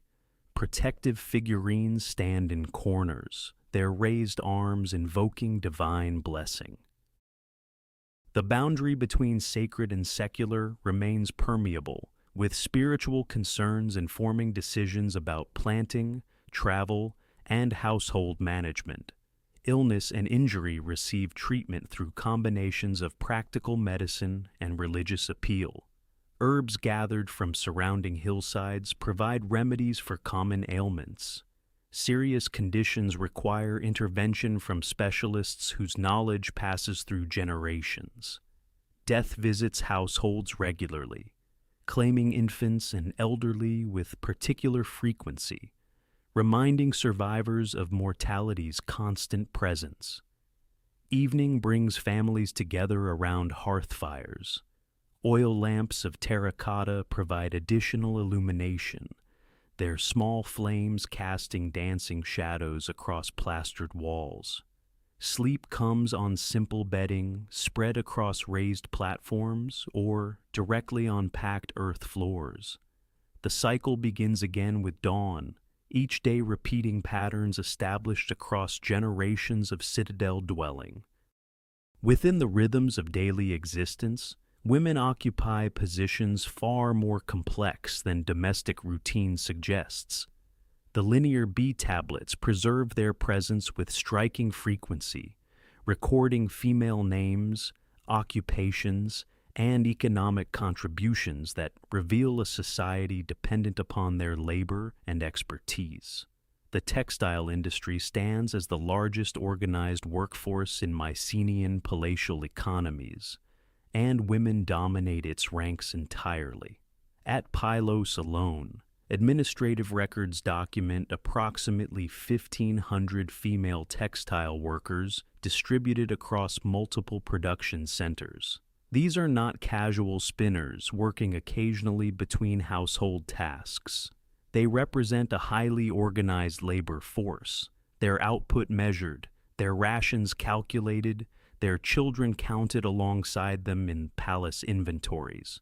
Spindle whorls of terracotta and stone appear throughout excavated sites, humble objects that testify to constant activity.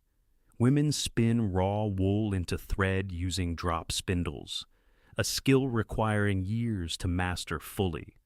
The finest threads demand exceptional dexterity, producing fabric light enough for summer garments, yet strong enough to withstand daily wear. Coarser threads serve for heavier textiles, blankets, and utilitarian cloth that the palace distributes throughout its territories. Weaving follows spinning in the production sequence. Upright looms lean against workshop walls, their warp threads weighted with clay or stone loom weights that archaeologists recover by the hundreds. Women work these looms in groups, their labor organized by supervisors whose names the tablets preserve. Specialized weavers produce different fabric types, some creating plain cloth for ordinary use, others crafting elaborate textiles featuring decorative patterns that require exceptional skill. The tablets distinguish between women by status and origin. Some bear ethnic designations suggesting foreign birth, perhaps captives from military expeditions or women acquired through trade networks. Others carry occupational titles indicating specialized roles within the palace hierarchy. Priestesses appear alongside textile workers, their religious functions commanding different forms of respect and compensation. Religious authority offers women pathways to power unavailable through other channels. Female cult personnel serve at shrines throughout Mycenaean territories, performing rituals essential for community welfare. The tablets record offerings allocated to priestesses, acknowledging their importance within the religious economy. Some shrines appear dedicated to goddesses whose worship predates Mycenaean arrival, suggesting continuity with earlier Aegean traditions, where female divinity commanded particular reverence. Frescoes preserve images of women in ceremonial contexts, their elaborate dress and prominent positioning indicating elevated status.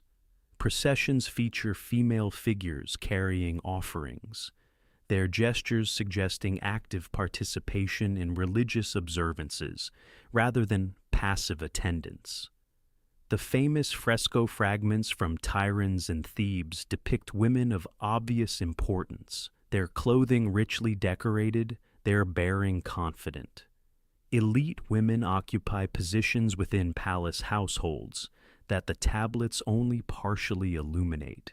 The title Wanasa appears occasionally, the feminine form of wanax, suggesting queens or royal women wielding recognized authority. Their exact powers remain unclear, but their presence in administrative records indicates formal acknowledgement within the political structure. Mothers receive special attention in tablet records, their children listed alongside them in workforce inventories. Young daughters learn textile skills from earliest childhood, entering the productive economy while still small. Sons eventually transfer to male occupations, but daughters remain within the female labor system, perpetuating skills across generations. The palace feeds these workers through carefully calculated rations. Grain distributions appear in tablet after tablet, quantities varying according to age, status, and perhaps productivity. Children receive smaller portions, their allocations increasing as they grow and contribute more substantially to workshop output. This systematic provisioning reveals an economy where female labor constitutes not marginal contribution, but essential foundation. Beyond palace workshops, women manage household economies throughout the citadel and surrounding settlements. Food preparation, child care, and domestic maintenance fall within their responsibilities, tasks no less demanding for their lack of administrative documentation. The grinding stones worn smooth through constant use testify to hours spent processing grain into flour. Death claims women as it claims all mortals, but burial practices suggest differentiated treatment reflecting life circumstances. Some female graves contain jewelry and personal ornaments indicating wealth or status. Others hold only simple goods, the modest possessions of ordinary lives. Textile tools occasionally accompany the deceased, spindle whorls and loom weights placed beside bodies as if work continues beyond mortality. Beyond Mycenae's famous walls, other palatial centers achieve comparable grandeur during the 13th century before Christ. The Mycenaean world reaches its fullest expression not as a single kingdom, but as a constellation of powerful states sharing language, religion, administrative systems, and material culture while maintaining distinct regional identities. Pylos commands the southwestern Peloponnese from a palace complex rivaling any in the Aegean world. Unlike the fortified citadels of the Argolid, the palace of Nestor sits undefended on a ridge overlooking the Bay of Navarino. This architectural confidence speaks to Pylos' security, protected perhaps by distance from potential enemies or by diplomatic arrangements with neighboring powers. The palace sprawls across multiple terraces, its central megaron among the largest and best preserved of any Mycenaean site. The throne room at Pylos presents a vision of royal authority at its most refined. A circular hearth occupies the center, surrounded by 4 wooden columns supporting the roof. Painted flames decorate the hearth's plaster surface, echoing the real fires that once burned there. The walls display elaborate frescoes depicting lions, griffins, and a lyre player whose music once accompanied royal ceremonies. The throne itself, positioned against the right wall, faces the hearth where sacred flames connected earthly power to divine sanction.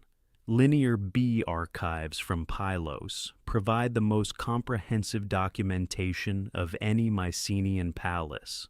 Over 1,000 tablets survived the final destruction, preserved ironically by the very fires that ended palatial civilization. These records reveal a kingdom administering approximately 50,000 people across 2 provinces, managing agricultural production, textile manufacture, bronze allocation, and religious offerings with bureaucratic precision. Thebes dominates Boeotia from its position, controlling routes between northern and southern Greece. The Cadmea, the citadel's ancient name, sits atop a natural acropolis that later classical Thebes would inherit.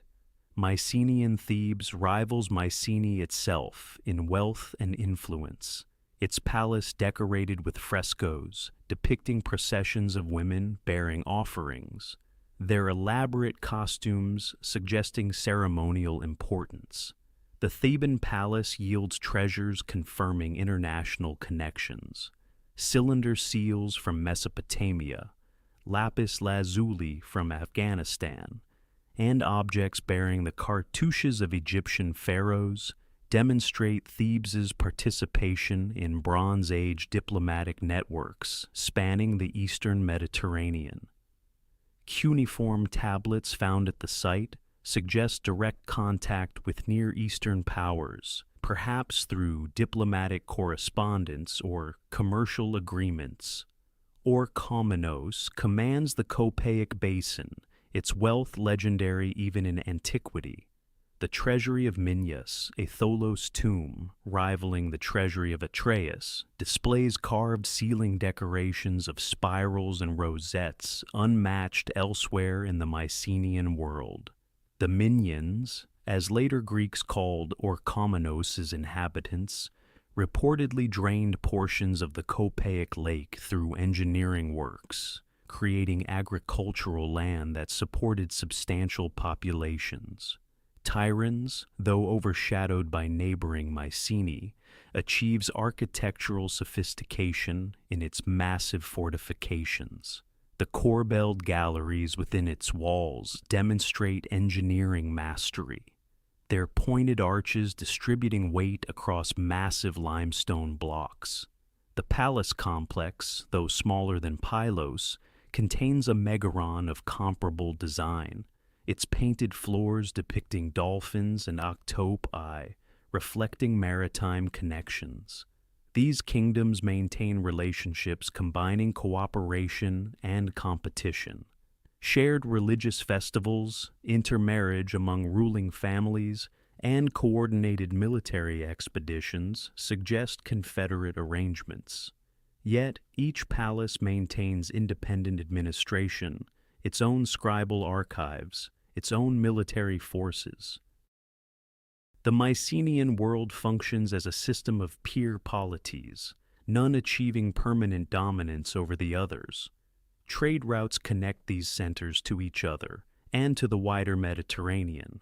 Goods flow between palaces through mechanisms combining gift exchange among elites with administered commerce managed by palace bureaucracies. Standardized pottery forms, consistent weight systems, and shared administrative vocabulary facilitate economic integration while preserving political independence. The question that has haunted Western imagination for 3 millennia emerges from the interconnected world of Mycenaean palaces. Did a great coalition truly sail against Troy? And if so, what historical reality lies beneath Homer's golden verses? Hittite diplomatic archives from Hattusa preserve tantalizing references to a kingdom called Ahiyawa, a name linguistically connected to Achaeans, Homer's term for Greeks. These cuneiform tablets, dating to the 14th and 13th centuries before Christ, describe Ahiawan kings as equals worthy of diplomatic correspondence with the Hittite emperor. One letter mentions a dispute over a place called Wilusa, located in northwestern Anatolia, precisely where Troy stands. The Hittite name, Wilusa, corresponds remarkably to Ilios, the alternative Greek name for Troy. Archaeological excavations at Hisarlik, the mound identified as ancient Troy, reveal a substantial Bronze Age city destroyed by fire around 1200 before Christ. Troy Level 6 and 7. They show evidence of a prosperous trading center controlling access between the Aegean and Black Sea.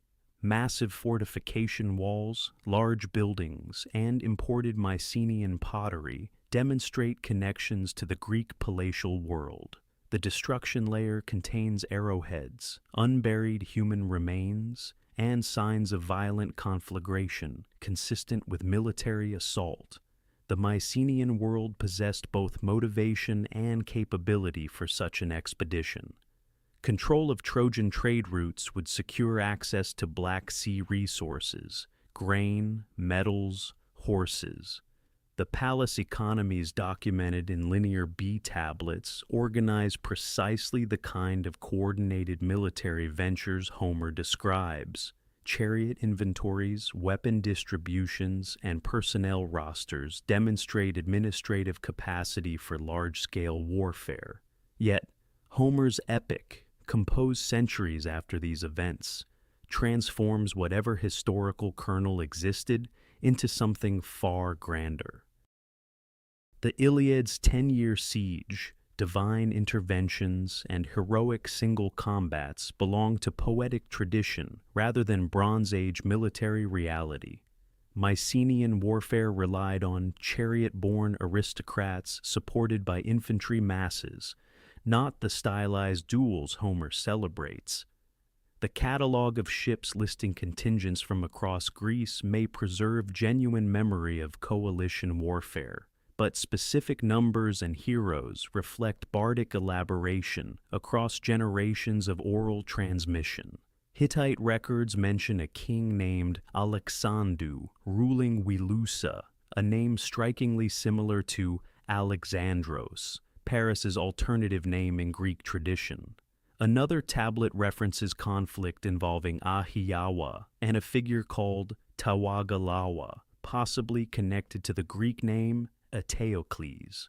These fragmentary correspondences suggest real diplomatic tensions and military conflicts between Mycenaean Greeks and Anatolian powers during the 13th century. The archaeological record shows Troy rebuilt after its destruction, though on diminished scale. Survivors continued inhabiting the site through subsequent centuries. Meanwhile, Mycenaean pottery appears throughout the eastern Mediterranean during this period, evidence of the aggressive commercial and military expansion that characterizes late palatial civilization. Whether a specific 10-year siege occurred matters less than the broader pattern. Mycenaean warriors did sail east, did engage Anatolian powers, did seek control of strategic locations. Memory of these expeditions survived the coming catastrophe through oral poetry. Bards preserved tales of warrior kings, bronze-clad heroes, and the destruction of a great city. Each generation of singers elaborated and transformed these memories, adding divine machinery, romantic subplots, and moral complexity. By Homer's time, perhaps the 8th century before Christ, historical events had become mythological framework, supporting profound meditation on war, honor, mortality, and human limitation. The Trojan War tradition thus represents genuine historical memory, filtered through centuries of poetic transformation. Mycenaean civilization did produce warrior aristocrats who sailed against Eastern enemies. Bronze Age Troy did fall to violent destruction. the palace system did organize coalition warfare across multiple kingdoms. These historical realities provided raw material that Greek poetic genius transformed into literature's foundational epic. The truth lies neither in literal acceptance of Homer's narrative nor in dismissal as pure fiction, but in recognition that great poetry often grows from historical soil, however transformed by imagination's cultivation. The massive walls that already encircle Mycenae's citadel no longer seem sufficient. Around 1250 before Christ, construction crews begin expanding fortifications that previous generations considered impregnable. The Cyclopean masonry grows thicker, extends further, encompasses areas previously left outside defensive perimeters. Something has changed in the calculations of Mycenaean military planners. At Tyrans, engineers undertake projects that transform the citadel into a fortress of unprecedented strength. The lower citadel receives new walls incorporating corbelled galleries, vaulted passages running within the masonry itself that could shelter defenders or store supplies during prolonged siege. The eastern gallery stretches over 30 meters through the wall's thickness, its pointed arch construction demonstrating engineering sophistication, born from urgent necessity rather than leisurely innovation. The most revealing construction occurs beneath the citadels themselves. At Mycenae, workers carve a secret passage through the northeastern wall, descending through 99 steps cut into living rock to reach an underground cistern fed by natural springs. This subterranean water supply, invisible from outside the walls, could sustain the citadel's population even if enemies controlled all surrounding territory. The labor required suggests not routine improvement, but desperate preparation. Athens undertakes similar projects on its Acropolis. Tyrans constructs underground passages to water sources. The pattern repeats across the Mycenaean world. Palatial centers that had relied on open access to wells and springs now burrow beneath their foundations to secure water supplies against anticipated siege. The fortification of the Isthmus of Corinth reveals strategic thinking at regional scale. A wall stretching across the narrow land bridge connecting the Peloponnese to central Greece suggests coordinated defense planning among multiple kingdoms. Whatever threat the Mycenaeans perceive, they believe it will come from the north, requiring collective resistance rather than individual citadel defense. Linear B tablets from this period record increased attention to military matters. Bronze allocations shift toward weapon production. Chariot inventories receive careful updating. Coastal watching stations appear in administrative records, suggesting surveillance of sea approaches. The bureaucratic machinery that once tracked olive oil shipments and textile workers now monitors defensive preparations with equal precision. The walls themselves tell stories of haste. Earlier Mycenaean construction shows careful fitting of massive limestone blocks, patient adjustment ensuring stability across centuries. Late-period additions sometimes display rougher workmanship, adequate engineering executed under time pressure. The builders knew their craft but lacked leisure for perfectionism. Trade patterns begin shifting during these decades. Mycenaean pottery still reaches distant markets, but quantities decline. The elaborate stirrup jars that once carried perfumed oil across the Mediterranean appear less frequently in foreign archaeological contexts. Whether this reflects disrupted trade routes, declining production, or redirected resources toward military preparation remains unclear from available evidence. The Hittite Empire, long a major power in Anatolia, faces its own mounting difficulties. Correspondence between Hittite kings and Mycenaean rulers during this period reveals mutual concerns about grain shortages, refugee movements, and unidentified raiders attacking coastal settlements. The interconnected Bronze Age world that enabled Mycenaean prosperity now transmits instability across the same networks that once carried trade goods. Climate evidence suggests prolonged drought affecting the eastern Mediterranean during these decades. Tree ring data and pollen analysis indicate reduced rainfall across regions, dependent on predictable agricultural cycles. Palace economies built on surplus extraction would feel such pressures acutely, their elaborate administrative systems requiring consistent harvests to function. Yet the citadels remain occupied, the palaces still function, the scribes continue recording. The Mycenaean world of 1250 before Christ shows strain but not collapse, anxiety but not abandonment. The massive construction projects themselves demonstrate continued organizational capacity, the ability to mobilize labor and resources for defensive purposes. Whatever the Mycenaeans feared, they believed their walls could withstand it, their cisterns could outlast it, their warriors could defeat it. The preparations suggest confidence alongside concern, determination alongside dread. The walls grow higher, the passages descend deeper, and the scribes record bronze allocations for weapons that will soon prove insufficient against forces no fortification could finally resist. The fires come without warning.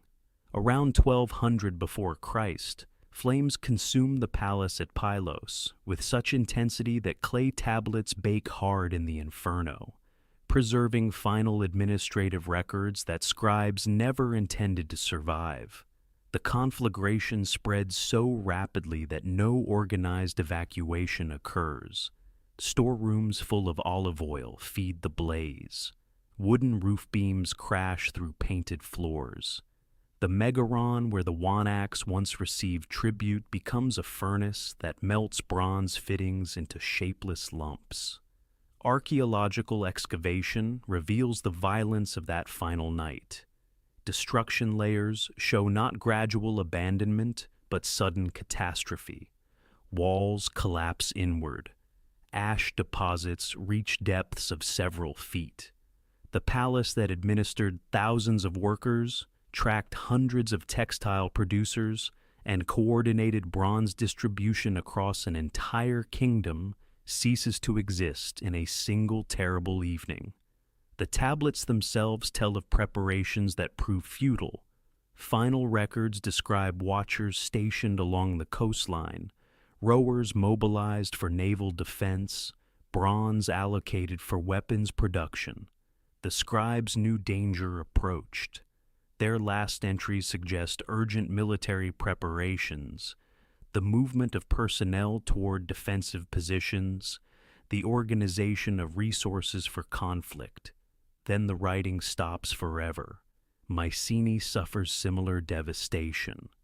The great palace within the citadel walls burns around the same period, though the massive fortifications prevent complete destruction. Houses outside the walls show evidence of violent attack. The Lion Gate still stands, but the administrative center it protected lies in ruins. The sophisticated bureaucracy that managed trade networks and coordinated labor simply vanishes. Tyrannus burns, Thebes burns, Medea burns. Across the Mycenaean world, palatial centers that functioned for centuries collapse within decades. The destruction follows no single pattern. Some sites show evidence of earthquake damage preceding fire. Others reveal signs of deliberate attack. Still others suggest internal conflict, perhaps uprising against palatial authority during times of stress. The mysterious sea peoples appear in Egyptian records from this period, described as a coalition of maritime raiders who devastated eastern Mediterranean civilizations. Pharaoh Ramesses III depicts naval battles against these invaders, claiming victory while acknowledging the destruction they wrought elsewhere. The Hittite Empire, which corresponded with Mycenaean kings, collapses entirely. Ugarit, the great Syrian trading port, burns and never recovers. Whether sea peoples attacked Mycenaean Greece directly remains uncertain. The archaeological evidence shows destruction but rarely identifies attackers. Climate studies suggest prolonged drought affected Mediterranean agriculture during this period, potentially triggering famines that destabilized complex societies dependent on surplus production. Trade networks that sustained palatial economies fractured as partner civilizations collapsed, creating cascading failures across interconnected systems. The palace economy proves fatally vulnerable. Centralized administration that efficiently coordinated production during stable times cannot adapt when multiple crises strike simultaneously. Specialized workers dependent on palatial redistribution find themselves without support. Agricultural laborers who delivered surplus to palace storerooms have no alternative distribution system. The entire social structure built around palatial authority unravels when that authority disappears. Refugees scatter from burning citadels.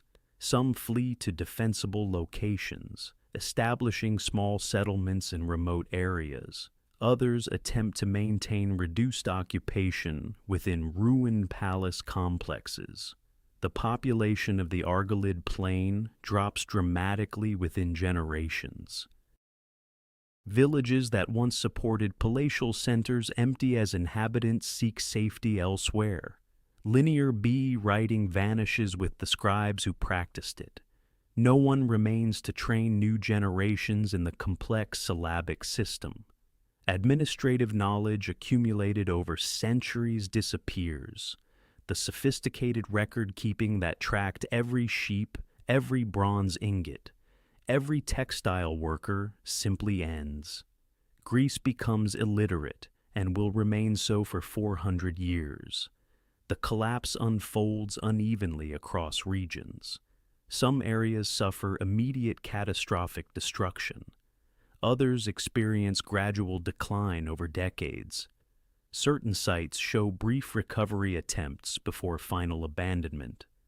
The pattern suggests not a single cause, but multiple interacting factors that overwhelmed resilience built over centuries. The citadels stand empty now. By 1150 before Christ, the great fortresses that once commanded the Argolid Plain house only shadows and silence. Mycenae's Lion Gate still guards its entrance, but no warriors pass beneath those carved beasts. The Megaron, where kings once feasted, lies open to wind and weather, its painted walls blackening with each passing season.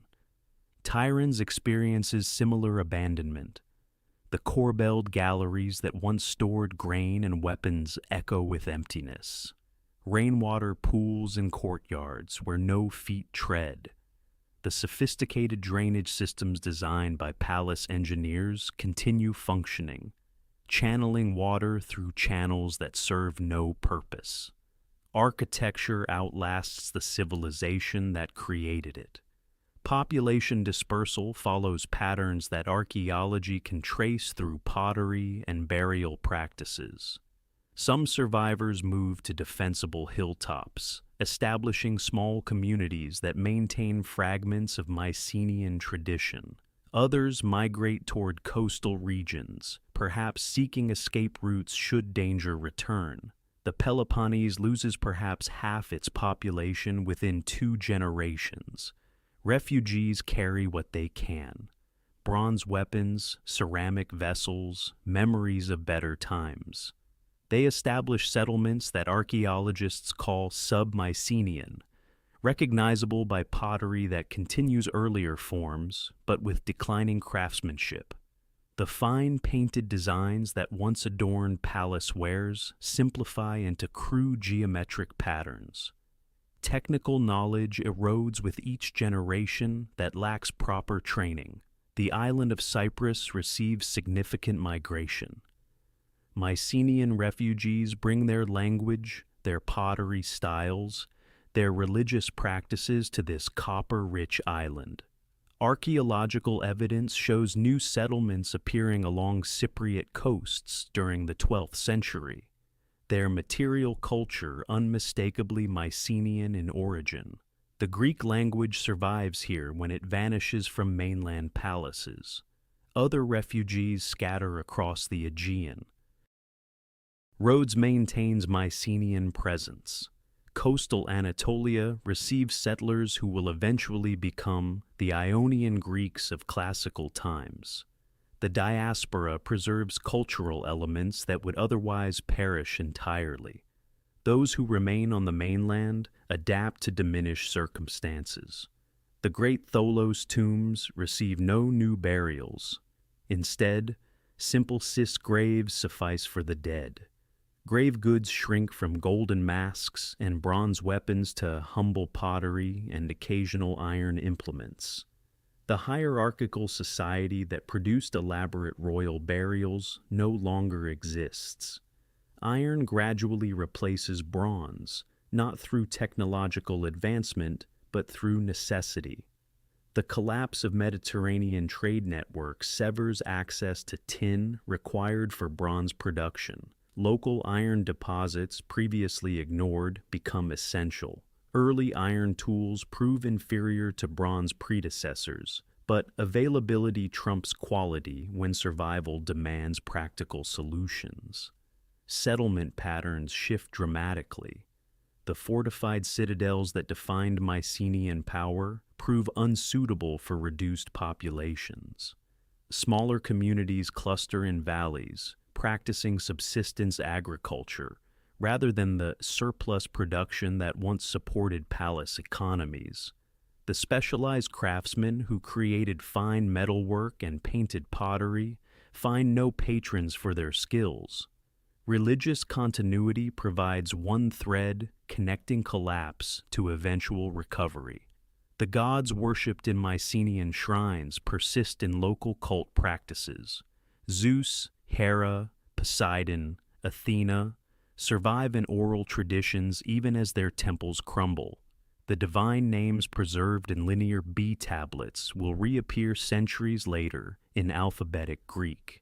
Their worship unbroken despite civilization's fall.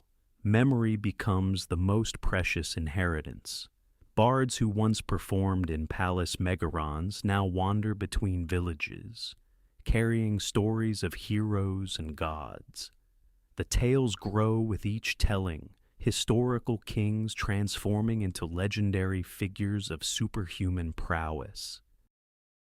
Agamemnon, Achilles, Odysseus begin their journey from mortal rulers to immortal myth. The physical landscape preserves what human memory cannot. Cyclopean walls stand too massive for later Greeks to explain through ordinary construction. The treasury of Atreus remains visible, its corbelled dome inspiring wonder and speculation. These monuments become evidence of a heroic age when giants walked the earth and gods intervened in human affairs. By 1100 before Christ, the transformation completes. The palatial civilization that dominated the Aegean for 3 centuries exists only in ruins and remembrance. Greece enters its dark age, a period of reduced population, lost literacy, and cultural simplification that will last 400 years. Yet within this darkness, seeds of classical civilization germinate, watered by memories of Mycenaean greatness. The survivors adapt or perish. Those who flee the burning citadels carry little beyond memory and the most portable skills. By 1050 before Christ, scattered communities cling to existence across a landscape transformed beyond recognition. The great palaces lie in ruins, their administrative systems dissolved, their trade networks severed. What remains is something simpler, harder, and profoundly diminished. Settlement patterns reveal the scale of catastrophe. Population estimates suggest Greece loses perhaps 90% of its Bronze Age inhabitants within 2 generations. Entire regions empty completely. The Argolid Plain, once densely settled around Mycenae and Tiryns, supports only isolated hamlets. Mycenae, where the palace at Pylos commanded thousands of workers, becomes virtually uninhabited. Survivors concentrate in defensible locations, often abandoning fertile lowlands for marginal hillsides where small communities can escape notice. The pottery tells its own story of decline. Sub-Mycenaean vessels, produced between 1100 and 1050 before Christ, represent the final degradation of palatial traditions. Shapes simplify. Decoration reduces to crude geometric patterns hastily applied. The technical excellence that produced stirrup jars for international trade vanishes within a generation. Potters work without palace workshops, without specialized training, without the economic surplus that once supported artistic refinement. Burial practices preserve unexpected continuities. Simple cist graves replace elaborate tholos tombs, yet the dead still receive grave goods. Bronze pins, modest pottery, occasional iron implements accompany the deceased. The fundamental belief that the dead require provisions for their journey persists even as the material means to honor them diminishes. Family groups maintain ancestral burial grounds, creating physical connections to landscapes their grandparents once dominated. Metalworking undergoes revolutionary transformation. Bronze, dependent on imported tin, becomes increasingly scarce as trade networks collapse. Iron, whose ore exists locally throughout Greece, gradually replaces bronze for practical implements. The transition requires entirely new techniques.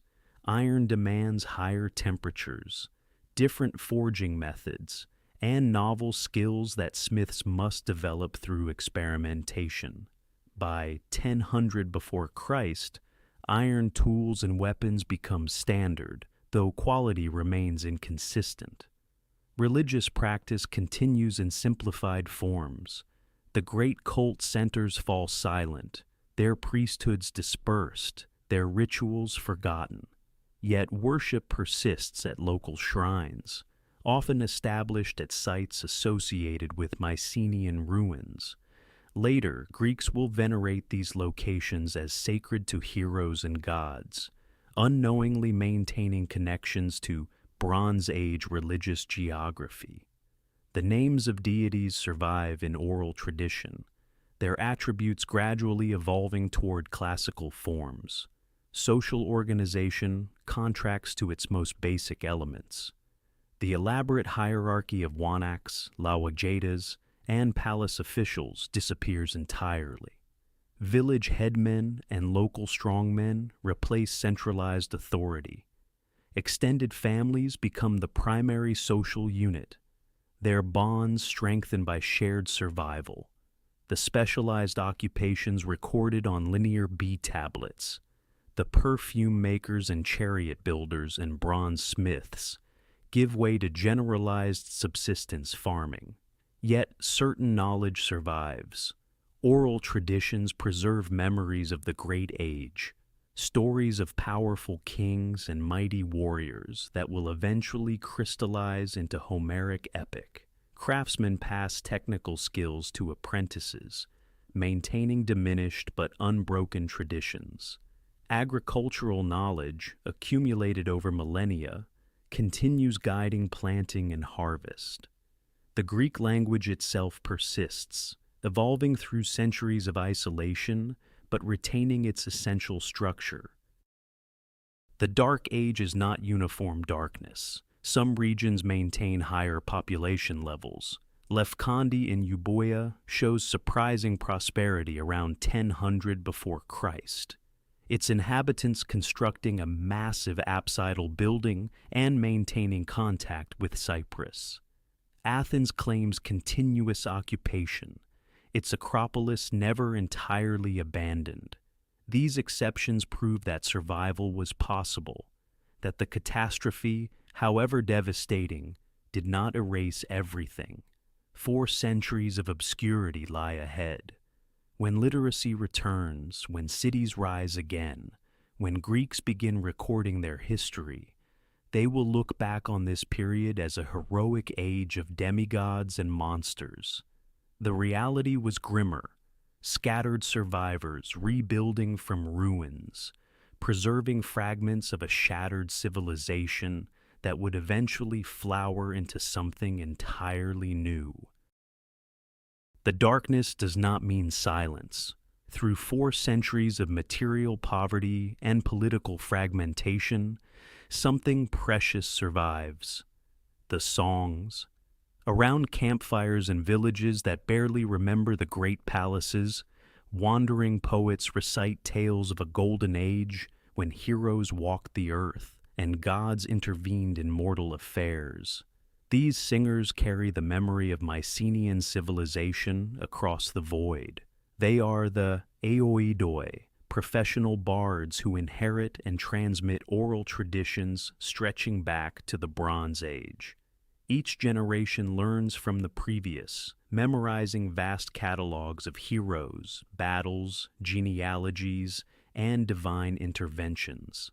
The technique is ancient, formulaic phrases that fit specific metrical patterns, allowing skilled performers to compose while reciting, weaving traditional material into coherent narratives.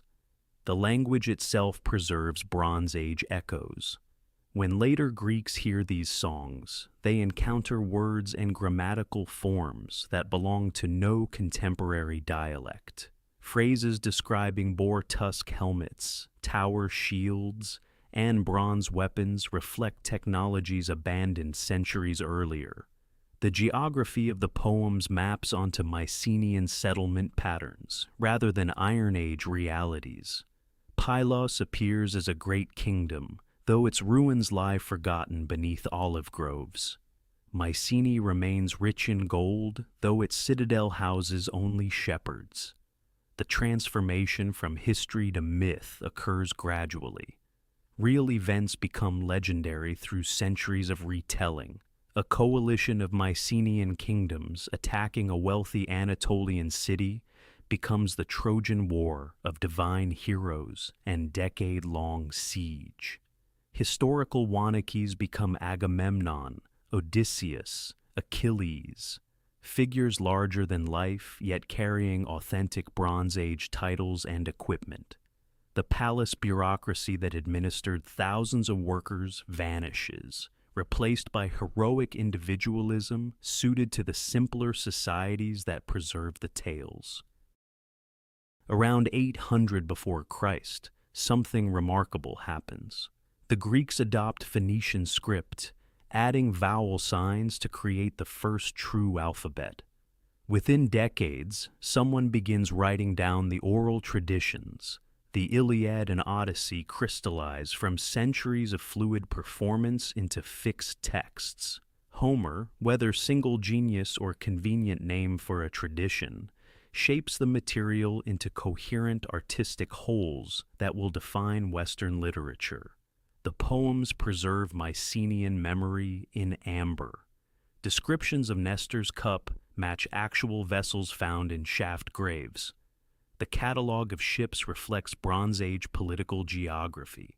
Funeral practices, gift exchange customs, and aristocratic values echo what archaeology reveals about palatial society. Yet everything is filtered through centuries of oral transmission, transformed by the needs of performance and the values of intervening generations.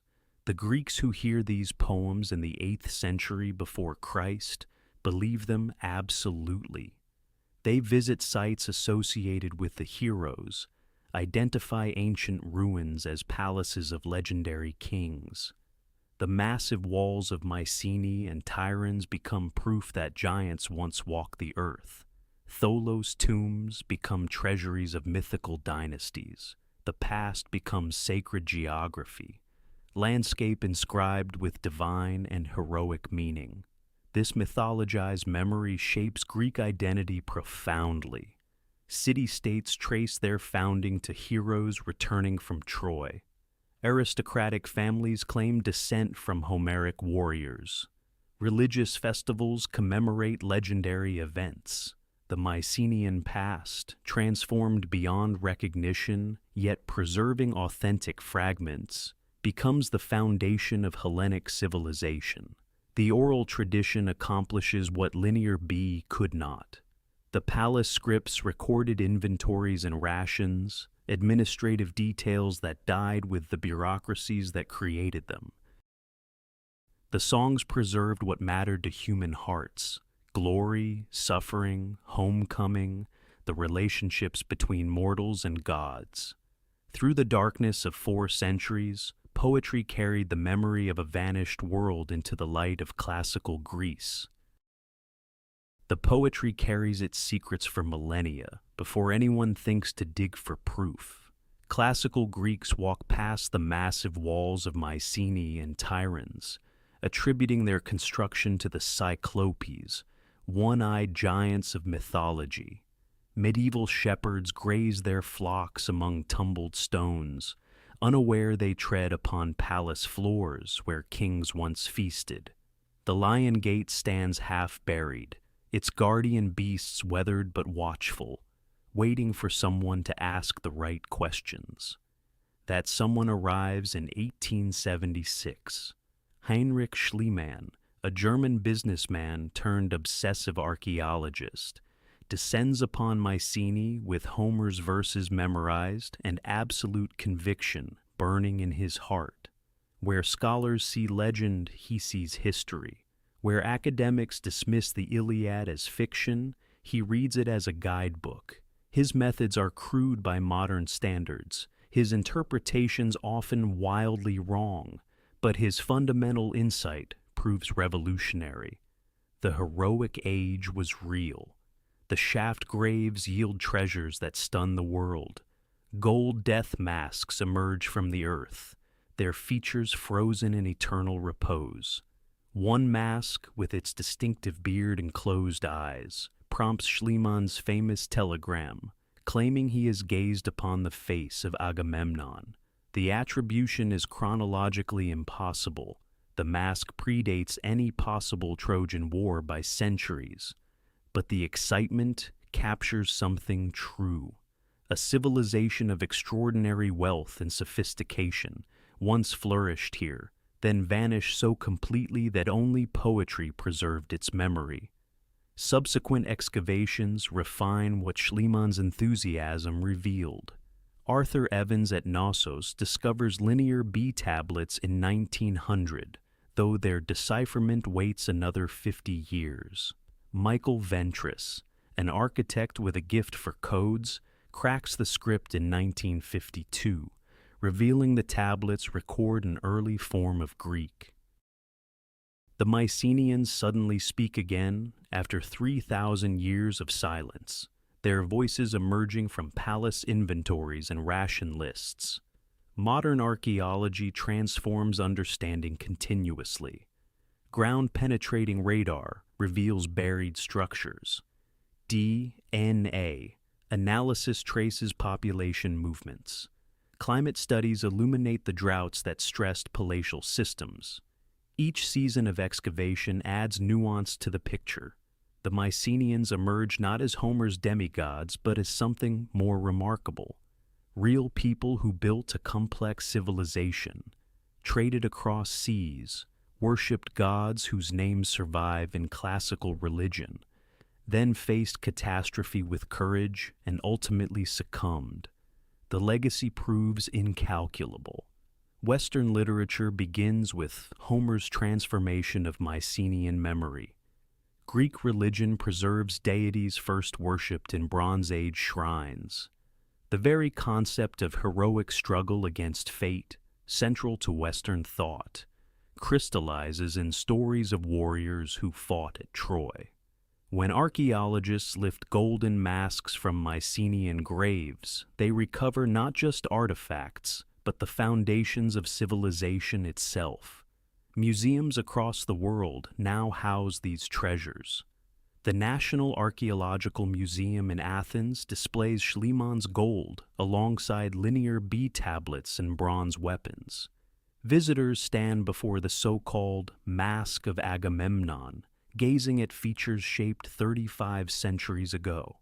The face belongs to no king history remembers, yet it represents something universal: human ambition, human artistry, human mortality.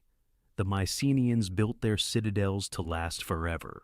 They failed, as all civilizations must, but through poetry and archaeology, through patient scholarship and passionate discovery, their story survives.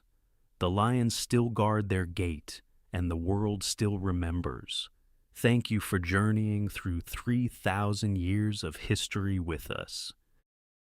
If these stories of ancient civilizations captivate you, please subscribe to the channel so you never miss our next exploration into the forgotten worlds that shaped our own.